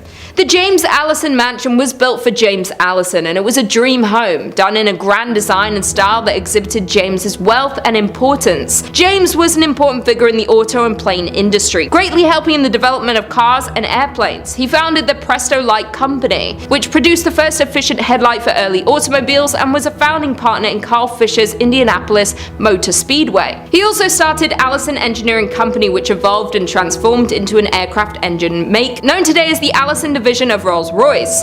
James purchased the 65-acre estate, and he and his wife Sarah built this glorious mansion, starting construction in 1911 and finishing in 1913. The massive home had an elevator, a billiard room, an indoor pool in the basement, a breakfast room, a library, a grand kitchen, and even pumped-in ice water. 15 years after the Allisons built their forever home, James then fell in love with his secretary, and he divorced his wife Sarah in 1928. Only a month later, James married this former employee, Lucille Musset. However, James contracted a fatal case of pneumonia and died shortly after marrying his second wife at the age of 56. In 1936, the estate went up for sale, and that same year it was bought by Sisters of St. Francis of Oldenburg. The former Allison home became a home for the college's library, administrative offices, classrooms, and sleeping quarters for the sisters. There have been many things seen and heard throughout the years since it became a college. There was a girl who had drowned in the pool in the basement, and James's untimely death in the home. Both people could be haunting this mansion to this day. It's said that people who pass through a sudden accident or a bout of illness, sometimes their spirits hang around, perhaps unaware that they have died or not wanting to accept their deaths, and this is the case for both the little girl and James. The entity of a little girl is often seen throughout the mansion. There are strange cries that are heard from the basement, in the attic, and objects seem to move by themselves and can completely disappear. There is another entity seen and could possibly be more than one, and they like to take pick keys and objects and move them to odd places. The library in particular is often completely rearranged, like the books and furniture. And finally, in at number 1 we have French Lick Springs Hotel. Nestled in the small resort town of French Lick sits the massive French Lick Springs Hotel. This legendary hotel was constructed in 1845 and is a crown jewel of the southern Indiana town. But there's more to this resort than meets the eye. This Indiana hotel is known to be one of the most haunted places in the state. Thomas Taggart was a mayor at the time and purchased the hotel in 1888. After purchasing the hotel, he added luxurious furnishings, marble floors, and built 2 championship golf courses. During this time, Taggart became the Democratic National Chairman, and the hotel became the unofficial headquarters of the Democratic National Party. In 1931, Franklin Roosevelt visited the hotel because of its Democratic standing and won the presidency a mere year later. Over the years, the hotel and the work Taggart put into it made it one of the most prominent hotels in the area, and even ran the West Baden Springs Hotel out of the business. Unfortunately, in 1916, Taggart passed away, but according to local legend, his spirit has never left the building. Taggart died in 1916, but that hasn't stopped rumors of sightings of this famous hotel owner. Guests and employees frequently encounter strange and paranormal activity throughout the hotel, and they believe it is caused by Taggart himself. Many spot his ghostly figure near the service elevator and can pick up a strong scent of pipe tobacco. Others claim they witnessed his spirit riding down the hallway on a horse and making noise inside the ballroom. Some hear noises and others encounter his ghost, though usually both don't occur at the same time. Not only is Taggart's ghost living in the hotel, but there are also rumors of a former bellhop that lingers around the hotel. Many believe that he was a current employee until they saw old photos of him hanging on the wall, or were told no bellhops were on duty when people had encountered him. Employees and guests say that it's pretty hard not to encounter some sort of activity when you're in the hotel, and due to the vast amount of paranormal sightings are why it's considered by many to be the most haunted place in Indiana and one of the most haunted places in all of the United States. Kicking off the list at number 5. The Landmark Inn. Located in the upper peninsula of Michigan, right around Lake Superior, you'll find the Landmark Inn. Yeah, nice and cute and cozy. Come on in, take your coat off, stay a while. This fancy hotel was originally built in 1930 as a luxury accommodation for wealthy business owners from all around the United States. Sounds like a good time. Let's gather, let's talk shop around candles. These business owners would visit the Landmark to check on their business interests, all that good stuff. Though for its 100 years being open to guests, the hotel has had multiple reports of, you guessed it, ghosts and paranormal activity. It's so common at the Landmark Inn that the ghost hunters and paranormal investigators, they make trips out to the hotel quite often just to check in and be like, hey, how's it going? And they put on their gadgets and they just check in on them. They can rely on them. The hotel's 6th floor is home to one of the saddest stories the hotel has ever seen. This story takes place in the 1930s when the hotel was a new, lively social and cultural center in town. The story revolves around a ship worker who fell in love with a local librarian and conducted their love affair in the Lilac Room. Yeah, of all places, of course, let's go meet the Lilac Room. Sounds beautiful. And that was where the man was staying. Perfect place to meet. The couple was said to have a planned wedding upon his return from the last voyage on the sometimes treacherous Lake Superior. Unfortunately, their love affair ended in tragedy when his ship met with a storm and sank to the bottom of a lake. He never returned to the shore, and the librarian mourned the man in said Lilac Room, eventually dying herself of a broken heart. The heartbreaking story comes with many reports of the Lilac Room now being haunted. Yeah, rightfully so. As a large number of guests has reported hearing cries and whispers from a female. The female is also seen by many guests and workers on the 6th floor near the Lilac Room, crying and mourning for her loved one. A less romantic story that is associated with the hotel goes back to when it was even finished being built. During construction, a man ended the life of his girlfriend due to anger and jealousy, and this took place right after she told him about her past boyfriends and their relationship history, just normal stuff that he flipped out on, just a monster. And since the hotel was still being built, to conceal the evidence, the man buried her in the unfinished basement. Just horrible stuff. You knew I was going there and you're like, please don't. To this day, decades later, visitors and employees report hearing cries from that basement, and some report hearing whispers from a female voice asking for them to find her body. I just got goosebumps. That's real goosebumps. No matter how much time goes by, these two women, heartbroken for different reasons, still haunt said hotel today. Number 4, Michigan Bell Telephone Building. The Bell Telephone Building can be found in downtown Grand Rapids. It's known from the legend that the building is haunted by 2 ghosts. It's always 2, eh? Always gotta have pairs. Good things come in pairs. Even demons. These spirits have consistently caused chaos throughout the buildings for years in their own unique personal way. We love it. We love a unique ghost. The spirits that haunt the Bell Building are rumored to be Warren and Virginia Randall, a couple who used to reside in the Grand Rapids. Back in 1907, they moved from Detroit and bought the Judd White Mansion in Grand Rapids, which has now been torn down and built into what we now know as the Bell Telephone Building. So a lot of history there already. Over the years of living in this new house, Warren and Virginia's relationship started to crumble as Warren became very strange and paranoid almost, creating hardships in their relationship. In 1908, Virginia became tired of Warren's strange and aggressive behavior, so she decided, I'm out of here, peace. She left him. One night, 3 years after they were separated, Warren convinced Virginia into taking a car ride with him, hoping to get back together, maybe talk it out. The two of them ended up at the Judd White house where their verbal disagreement turned horrible, and Warren sadly took the life of Virginia. Then he proceeded to end his own life in the very same moment. The tragic accident that happened in the Judd White house became public knowledge, and the house was left empty with no one wanting to occupy it. Yeah, more than fair. I'm like, what's rent? Also, what happened? No. The house remained abandoned for 10 years after the accident until they finally just decided to tear the thing down completely. Thus in 1924 they built the Bell Telephone Building on the ground, which still is in operation today. Yeah, they didn't tear that one down, that one's still going strong. Due to the horrifying scenes that happened on the grounds of the Bell Building, many claim that the spirits of Randall and Virginia still remain, haunting the new building. Some say that ghosts move into the new building and remain there to this day. I mean, I think that's possible. Ghosts like to move, they can go through walls, they can probably relocate. Through the years of operation in the office building, visitors and employees all report being harassed by strange late night calls, which have been traced back to be coming from inside of the building itself. Yeah, inside the house. You guessed it, it's upstairs, that's so scary. Due to this and the strange eerie feelings that the employees feel while they're even working, it's safe to say Randall and Virginia may remain on the grounds. Most likely, they're definitely there. It sounds like they're for sure there. In at number 3 we have Hotel Josephine. The Hotel Josephine is considered by many to be the most haunted hotel in Kansas. It was built in 1890, located in the city of Holton, and is the oldest consecutive operating hotel west of the Mississippi River. The history of the hotel is rich but also very haunted. The hotel was built by A.D. Walker and was named after his daughter Josephine. When it was built, she was only 4 months old and she attended the local elementary school and graduated Kansas University. Her graduation photo is hung in the front parlor, above the antique piano, and according to the current hotel manager, Tracer Fox,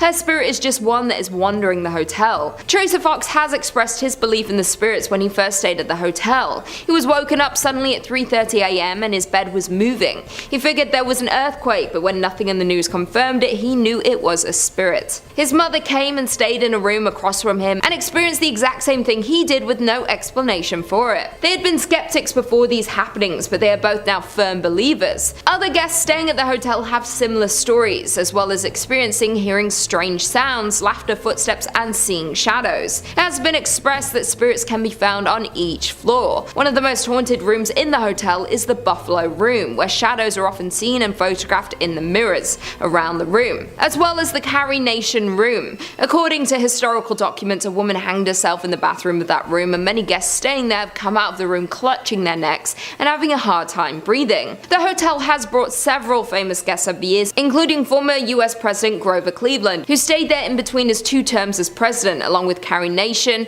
Robert Louis Stevenson, Charles Curtis, Kirstie Alley, John Sullivan, Sam Rayburn, and Harry Langdon. Due to the amount of paranormal activity and active spirits in this hotel, the hotel hosts several paranormal and haunted events throughout the year, and many ghost hunters come to Holton to check out the more than century-old hotel. It's also been featured in many television shows, including Coast Tours of Kansas and Haunted Rooms America. Coming in at number 2 we have McInteer Villa. The McInteer Villa is one of the unusual and historic houses built in the city of Atchison. It was built in 1889 for John McInteer, a wealthy manufacturer of harnesses and saddles. He did a great deal of business with wagon trains plying the overland trails. John McInteer's first wife, Alice, died in 1892. He married his second wife, Anna Conlon, a widow with 3 sons, and after John's death in 1902, Anna continued living in the home until her death in 1916. During her ownership, the house was home to many of her relatives, with lots of children as well. Around 1925, Anna's brother, Judge Charles J. Conlon, a prominent Atchison lawyer and his family made the villa their home. In 1952, the McInteer Villa was purchased by Miss Isabel Altus,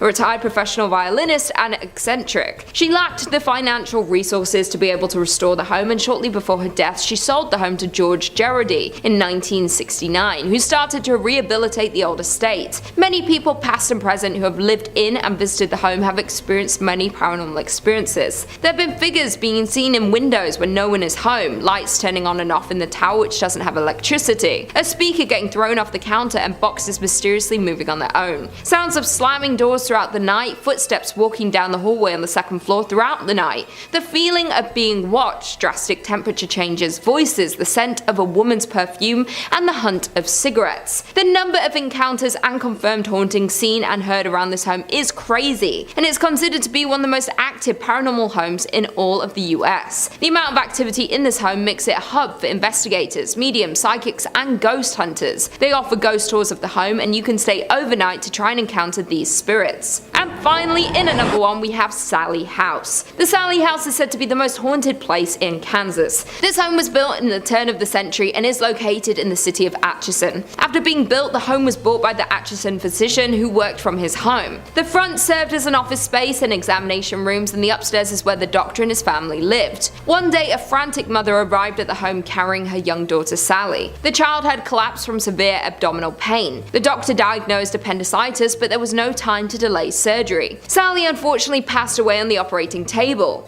For years after, many believe Sally stayed to haunt the home, and the haunting grew infamous in 1993 when the house was rented to a young couple. It started when the couple's dog would growl at nothing and make even louder growls when near the upstairs nursery. Things began to take a violent turn when fires broke out in the house and a series of sinister attacks on the husband began. The former operating area would feel extremely cold, and objects would visibly move when the young man came close. He could feel scratches on his chest and abdomen, but the ghost never attacked the wife or baby. Not only did the former residents experience the paranormal activity, but locals and other visitors of the home have experienced objects moving on their own, mysterious coldness, physical touches, video and investigative equipment that stopped working, trained guide dogs refusing to enter the nursery, and unexplained scratches or bruising on their bodies during and after their visits. Psychics have visited the home, and many have confirmed the presence of spirits in the home and have even communicated with them, and many have entered as skeptics and left believers. Due to the number of experiences in the home, it's gained a lot of media coverage from television channels including A&E, the Travel Channel, the Discovery Channel, and the Sci-Fi Channel. The home is not currently occupied but holds many guided ghost tours for both daytime and even overnight visits for the ghost lovers and paranormal investigators.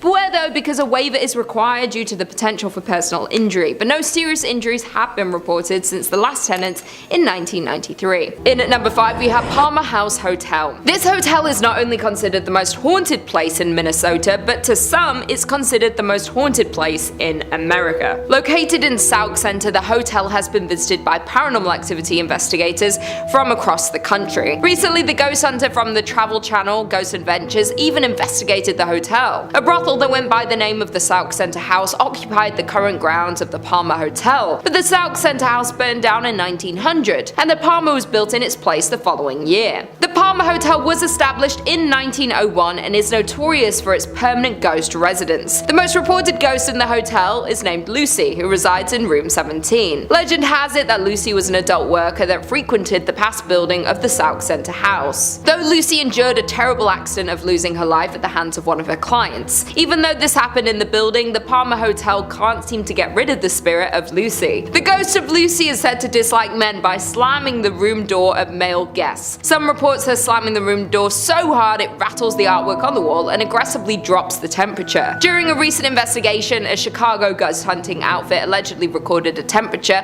of -1 degrees Fahrenheit during their stay. Additionally, there was a couple staying at the hotel that reported a horrifying ghost encounter in room 17, where the wife woke up in the night and suddenly saw a lanky man dressed in 1920s clothing standing at the foot of the bed. Other active areas include the bar in room 22, home to a spirit named Raymond, rumored to be Lucy's manager.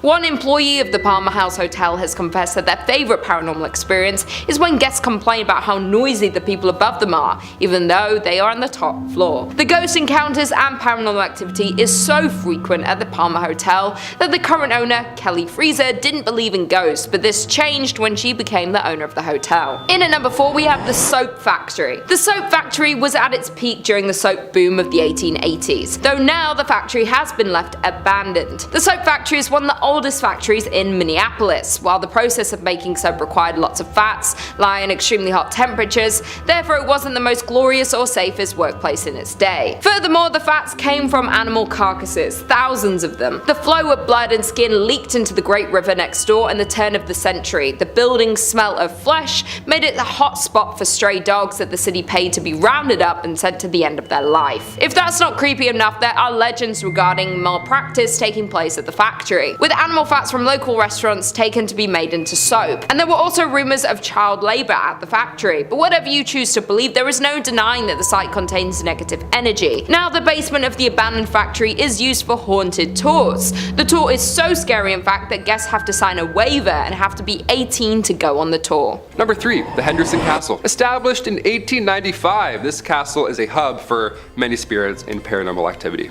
I mean, it's a castle.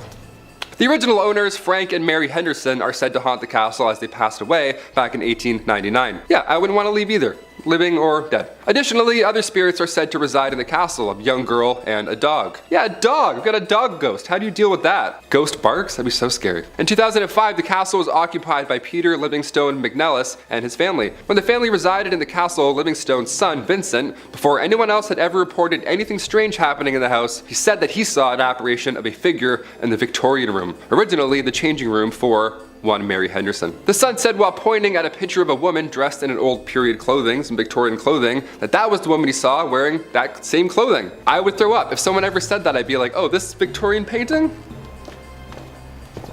And one former innkeeper who stayed at the castle each night told Livingstone on numerous occasions that she also felt a presence coming up and down the staircase, a movement passing her on the stairs when she would walk by. Ugh, these are scary. Top 5 is like, or top 10 is scary fish. This is hard. This is some scary stuff. 9 a.m. I'm already getting spooked. While now the castle is being used for a bed and breakfast, guests have fallen victim to ghosts as well. Yeah, it's not over yet. The Henderson Castle is a very paranormal active ground that many ghost hunters have investigated, and they've confirmed, in fact, that it's haunted by spirits. I trust them. The people that can go into these castles and physically do this, I'm like, yep, I trust your opinion, whatever.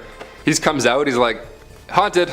We're like, thanks, Daryl. This has been confirmed as these ghosts have interacted with many paranormal investigator teams, in addition to guests and employees of the castle. Yeah, they're just harassing everyone. The ghosts seem to be friendly, not evil whatsoever, so that's a good side, I guess, to being haunted by ghosts. They have been known to speak and physically touch guests and employees. Just they touch them on their back, side, shoulder, always in the back. You never see it coming. It's always in this region. Not only that, but there's also been reports of radios making weird noises or turning on by themselves, even though they're either unplugged or just either turned off. Both bad, both scary. Guests and employees have also reported hearing footsteps upstairs, slamming doors from unexplainable sources, and some ghosts have been wearing the clothes that they wore while they were alive. Clothes that they wore while they died in, probably. As the spirit of Mary Henderson has been reported as many guests at the top of the staircase, wearing her usual getup. Imagine being like a clown, like a jester, and then you die in that, and that's what you look like as a ghost. You're like, what? I was doing a mascot gig. I don't look like a shark forever. Number 2, Allegan Lodge. The old Allegan Elk Lodge was built in 1909. It was used as a psychiatric and TB hospital until its closure in 1948. The lodge was a former hospital that was frequented by mobster Al Capone, and one that many say is haunted by at least 7 different ghosts. Yeah, you thought 2 was bad. Add 5 more. Now we got 7 ghosts. And it's currently on the auction block in Allegan. If you have a lot of money and bravery, there you go. While the structure was originally built by physician John Robinson in 1909, somewhere in the 1920s, it was sold to a doctor from the Chicago area who had allegedly had underworld ties. That's a great doctor. That's just who you want working on your pancreas. Brought pancreas back today. The facility was supposedly frequented by mafia figures such as Al Capone, the Prohibition-era Chicago mob boss, and his men. Yeah, well, they needed medical attention or when they simply needed to get away from Chicago, this is where they'd go. The old Elks Lodge, Al Capone. He's like, oh, it's cozy, they have great soup. Years later, it was used as an Eagles Lodge and an Elks Lodge, and in 2010 it was acquired by an Allegan woman who began renovating the property, but now she wants to sell it. Yeah, can't imagine why. Because one of the former doctors who owns the lodge had underworld ties, maybe? Something like that? I don't know. It led to a lot of people believing that there's a lot of undercover stuff about this lodge. It's still happening to this day. I don't know why I'm doing this like it's like over there, but I'm like, there's something going on in that lodge, especially as it's known to hold 7 different paranormal entities, like I mentioned previously. For many years, employees and visitors have told stories of spirits who relentlessly roam the building. Some of the paranormal activity that has been experienced here includes cabinets opening up by themselves in the kitchen, sounds of children laughing, it's always calming in the morning, photographic anomalies captured throughout the building, and like you name it, shadowy figures in the basement, all bad. Notably where the morgue was located, the basement, good stuff, a lot of stuff happening in there. They'd be knocking on the front door, indiscernible conversations, and ringing of the doorbell when no one was present. Yeah, good stuff. Again, I have goosebumps, they're back. Guests also heard footsteps and the sound of hospital activity long after being used as one. They'd also see full-bodied apparitions of children. They would just see ghost children. That would be it. I wouldn't have to see any more. I would just see the ghost children and be like, again, see ya. Like that's. And finally, number 1, Point O Barks Lighthouse. There are plenty of lighthouses in Michigan, and plenty of them are rumored to be haunted, of course, because they're lighthouses and they're creepy, as they normally are. And this one is no exception. Built in 1847, real old, a lot of history with this one. The lighthouse is located on Point O Barks. As the legend goes, early to mid 1800s, Peter Shook had been Point O Barks' first lighthouse keeper. He was the OG. In 1849, Peter drowned while he and a couple of friends were sailing to Port Huron to pick up supplies for the lighthouse. He left behind 8 kids and his wife Catherine, and she took over at that point for Peter's duties, thus becoming Michigan's first female lighthouse keeper. Since then, people have claimed to see the spirit of Catherine walking along the edge of a cliff, dressed in mourning clothes, as she is still heartbroken by the loss of her lover, of course. As we talked about earlier, ghosts like to wear the things that they were, that they passed away in. Again, would hate to be a clown outfit, that would suck. She had also been spotted in the window of the 2nd floor wearing an apron, along with an apparition being seen, footsteps ascending and descending the tower stairs, and giggling has also been heard. Yeah, you hear giggling and there's cold spots, therefore haunted, for sure haunted. And the smell of burnt tobacco has also been wafting through the air many times. Lighthouses are pretty stressful, more than fair. When paranormal investigators, specifically the Southeast Michigan Paranormal Society team, when they had a 2-day intensive investigation after their search, they concluded that they believe that there is every reason for the lighthouse to be haunted. The investigators did some electric voice phenomenon work in the living room, and then they heard loud thuds from overheard. Like, where did they get this gear from, Like, I want this gear. I have some questions of myself going on in the apartment. I want to swing it around a bit. A sound of something scraping along the floor as well, and additionally, during their investigation, the rocking chair had moved 2 feet and was still moving. Just love to keep rocking around. We love that. We love haunted rocking chairs. We love unexplainable forces. While they were upstairs, they also reported hearing heavy footsteps from another unknown source. So many ghosts, there's rocking chairs, people moving around, working in the basement. It doesn't sound like the afterlife is a peaceful one, if I'm being honest. Sounds like there's a lot of to do after you die. I'm not really looking forward to it. I thought I could just kind of float around in your paintings, but now it sounds like I'm gonna have to go and wear this. Wear my morning clothes, who knows? Number 5 on this list is the Carolina Inn. This inn has actually been voted one of the most haunted in America by a few different lists. The University of North Carolina says the Carolina Inn was built in 1924 and quickly became a popular hotel for visitors and graduates of the university. In 1948, the Carolina Inn's most long-lasting guests checked in and apparently never left.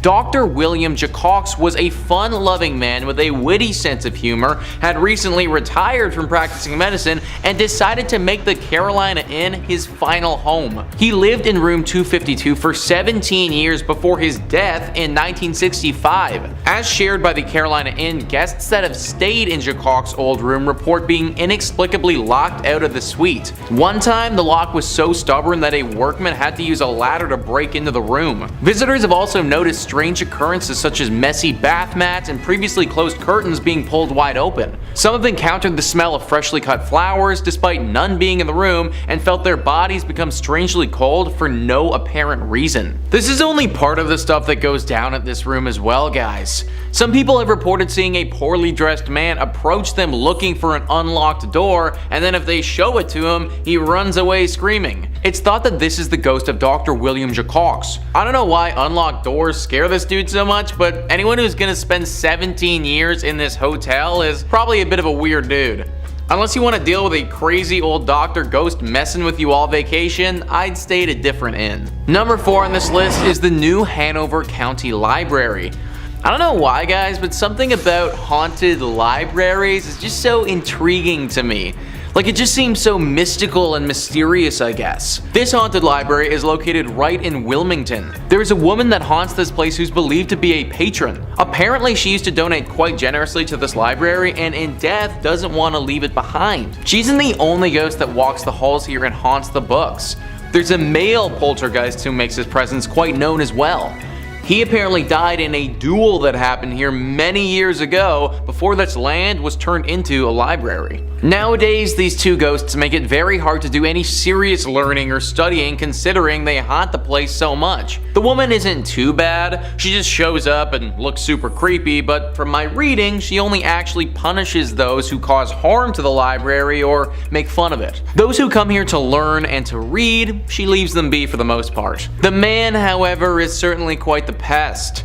He often messes with those that come here and makes it very difficult for people to accomplish anything. I love libraries, I think that we should all go to them more often, but maybe just not this one specifically. In at number 3 we have First Avenue. Located in downtown Minneapolis, the building, which is now home to this nightclub, has a rounded front, is painted black, and has white stars on its sidewalls with the names of many of the musical talents who have done shows in one of these 3 event rooms found inside. Before it was famous for being a nightclub, the First Avenue was a Greyhound depot. The First Avenue legend has to do with the building's former self, the great Art Deco Greyhound bus center that opened on 7th Street in 1937. The story goes that a young woman went to the station to meet her boyfriend who was returning home from World War II. When she was informed that he had died in combat, she ran into the restroom and ended her life due to heartbreak. In recent years, multiple First Avenue staffers have reported seeing a ghost in the washroom. The ghost has been reportedly described as a woman or was in a green army jacket and sometimes seen dancing at the club along with other ghosts. Legend says that many homeless people died in the bus station as well, and they can be seen dancing with the women. There have been reports of another spirit haunting the nightclub. The staff has nicknamed this spirit Slippy, while this particular ghost is said to make a balloon appear from nowhere which then floats up and down the staircase on its own. Dave Schrader, paranormal investigator, visited First Avenue to assess the paranormal activity in the building multiple times and has concluded that the building is indeed haunted by many spirits, indicating that the record room is the most active area of the site. While DJs that have played at the venue have reported frequently hearing strange noises through their headphones such as growls, voices and screams, other performers report their equipment being pushed off stage with no explanation. In at number 2 we have Schmidt Brewery. Schmidt Brewery became the largest in Minnesota by 1860, producing 1,200 barrels annually and shipping them as far south as Tennessee. It was restructured as the St. Paul Brewing Company in 1898 before being sold to Jacob Schmidt soon after in 1900. Since its opening in 1884, many ghost hunters have visited the Schmidt Brewery to experience some of the many rumored paranormal activities. The brewery has been the site of many constant unexplainable instances, from fires to people losing their lives to terrible accidents. This place has seen a lot of scary sights. While the victims of these events linger around to haunt the grounds of the brewery, even though the building is now used as an artist's loft, that doesn't take away the scary history of the Schmidt Brewery. While most of the ghosts that haunt the grounds of the old brewery have to do with ordinary brewery workers dying in terrible accidents, in 1896 2 workers lost their lives in an explosion. Furthermore, in 1902 a worker fell down an unmarked elevator shaft. Additionally, in 1904 Matthew Colo, a worker whose job was to light gas lamps in the brewery, lost his life from inhaling flames. Schmidt Brewery has been a St. Paul haunt since 1855 for more than a couple of reasons, when owner Jacob Schmidt took down the original North Star Brewery sign, replacing it with his namesake, Jacob Schmidt Brewing Company. The entire brewery burned down a year later in 1900. Plenty of other bad luck would also follow on the grounds of the brewery, suspected due to the tragic death of many workers of the brewery. And finally, in at number 1 we have Four Pals Restaurant. Known as the most haunted restaurant in Minnesota, the Four Pal has a tragic story. Located in St. Paul, Four Pals was a high-end restaurant located in Irvine Park, and the restaurant is a beautiful Victorian mansion. Sadly though, the restaurant is now permanently closed. The dark stories about Four Pals Restaurant hint that the historic mansion is seriously haunted. As the story goes, back in the late late 1800s, Joseph Forpow had an affair with the mansion's maid, Molly. It was not long before his wife discovered this relationship and love for Mary. Therefore, the wife became extremely jealous of the servant and assigned Molly to do chores that would keep her away from the bedrooms and away from Joseph. Molly became pregnant and Joseph ended the affair, but Molly was so distraught about the whole situation that she ended her life. According to reports, she ended her life in the attic. Joseph was upset when he heard the news about Molly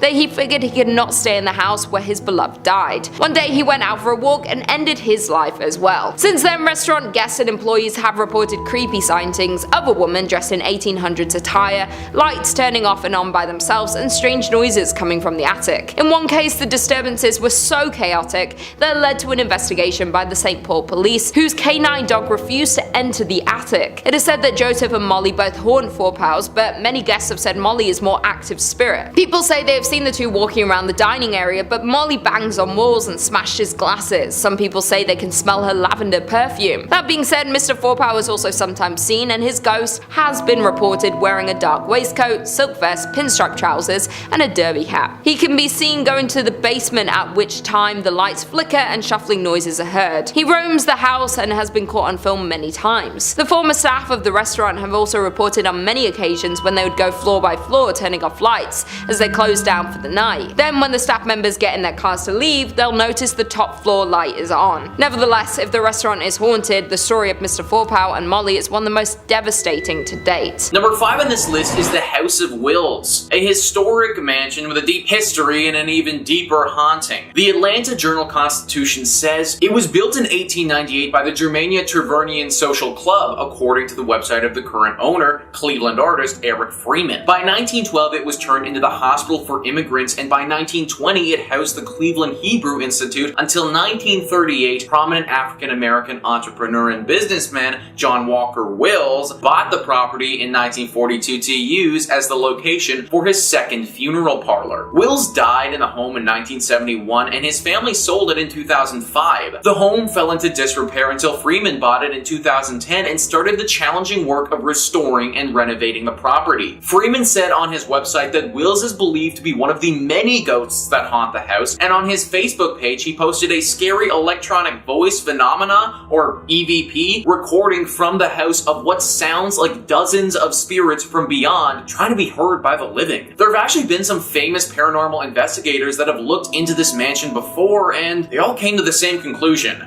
It's haunted. A swirling mist will occasionally appear in the mansion, followed by stark temperature changes and a horribly foreboding sensation. Visitors who've stayed at this mansion for extended periods of time say that the visit changed them, that they're sort of constantly on alert after that stay, as if they're hyper aware all of the time. Unless you're trying to feel anxious literally all of the time, I'd book another place to stay if I was you. Number 4 on this list is the Ceely Rose house. This house is located in the Malabar Farm State Park, which is in Richland County. To this day, it's still a working farm, which is kind of shocking considering the horrible tragedy that occurred here many years ago. Ceely Rose is actually the name of a person, a young girl who lived in the late 1800s. This girl wasn't innocent and sweet as the stereotypical farm gal is.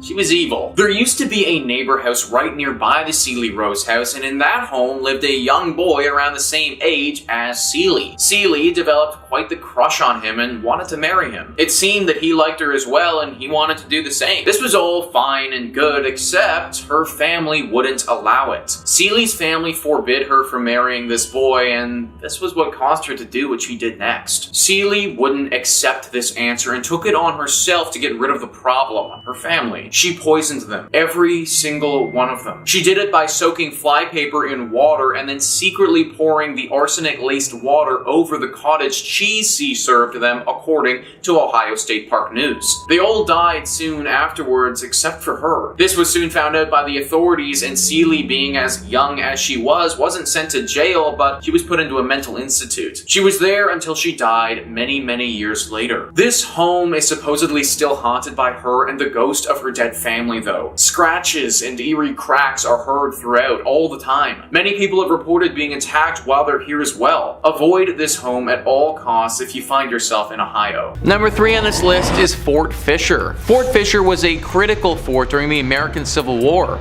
It was used by the Confederate Army and was pretty instrumental for them from 1861 to 1865. This fort was used to protect an important trade post there that the Army needed. They defended this place for those 4 years, but then in 1865, the Union Army came in and was finally able to capture it. This battle was a very bloody one and was actually huge for the Union Army and the overall scope of the war. Apparently there was a lot of death at this fort, and that death, it's never really gone away. Now, this fort is teeming with paranormal activity. Visitors will often report hearing gunshots coming from thin air, the sounds of many footsteps all running at once as if people were charging ahead. Orbs of energy appear in front of them from no apparent source. There are two very famous ghosts that haunt this place as well, Robert E. Harrell and General William Whitling. Robert was apparently an outcast who died under mysterious circumstances and has not been able to rest since. The general was actually taken prisoner and killed at Fort Columbus, but he returned to this place because he feels regret for how he failed in life. He was apparently responsible for defending this place and was not capable of doing so. A very haunted fort that I wouldn't recommend going to. Number 2 on this list is Lydia's Bridge. Who is Lydia and why does she have a bridge and why is it haunted? Well, Lydia is quite the famous ghost. This is a true ghost. Like when you think of a ghost and a ghost story, this meets all the criteria for a good one. Spectrum Local News says people traveling between Jamestown and Greensboro on US Highway 70A said they've encountered the ghost of Lydia, a hitchhiker. If she's picked up, she gets into the car and vanishes before she reaches the requested destination. Various versions of the Lydia legend have been passed along over the years, and there are apparently 11 different versions of the story that are set in North Carolina. It's common for folks to go ghost hunting for Lydia near the bridge. In the book Looking for Lydia, historians Michael Reniger and Amy Greer cite the 1923 death of Annie C. Johnson as the real-life Lydia who died after a car flipped in 1920. That is a story with some history, man. Literally since the 1920s this has been going on, and there are 11 different versions of the story. A story like this isn't just made up. It's not just something that one person posted on Creepypasta that became a thing. No, this has been part of the identity of North Carolina for a century. Countless people have picked up this woman and then had her disappear right before their very eyes. Car accidents have happened from people driving this woman and then getting so shocked that they spin off the road when she disappears. Lydia, or Annie, is a real ghost who stalks drivers along this road and especially this bridge. Although she isn't inherently evil in nature, as I said before, accidents have happened when people realize they were just driving a ghost around. I have no idea where Lydia is trying to get to, but trust me, you probably don't want to be the person to take her there. And finally, number 1 on this list is the Devil's Tramping Grounds. This is in reference to a very strange patch of soil in North Carolina. For decades, this circle of dirt has allowed nothing to grow on it at all, whilst the area surrounding it is home to luscious wildlife. The Sun Journal says regional legend maintains that Satan frequents the area on his nightly walks, pacing the circle as he contemplates his nefarious deeds. Normal vegetation surrounds the circle, but only a wiry grass grows inside it, and no plant life of any kind can be found on the path itself. Visitors have also claimed to see red glowing eyes in the circle. Now, there could be any number of reasons for why nothing is growing on this patch of dirt. Simply because an area of land cannot grow wildlife doesn't automatically mean the devil himself has anything to do with it. But throw in the fact that there are 2 red glowing eyes there, plus a few other creepy occurrences, and we might just have something demonic afoot. Locals have reported putting objects in the center of the circle, then coming back a little while later and having those same items moved outside the circle, as if someone or something did this deliberately. The thinking is that this circle is a place used by the devil to dance or to perform rituals that we don't understand. Having things inside his circle of death doesn't make for a great dancing spot or sacrificial zone, so those things need to get moved. That's why we see the red eyes in the night and there's an overwhelming sensation of dread in the area. It's the devil doing his devilish things. A daring reporter actually decided to test this theory one evening and slept in the exact spot in a tent. He said that the entire evening he heard the distinct sounds of dancing footprints outside his tent, but couldn't spot anything when he looked out. My dude literally could have been like 1 foot away from the actual devil. No idea how he managed to make it through the entire night, but honestly, solid respect. Either way, this guy's story is an exception, not the norm. I'd avoid this place at all costs, cause if you don't, the devil might actually make you pay for it.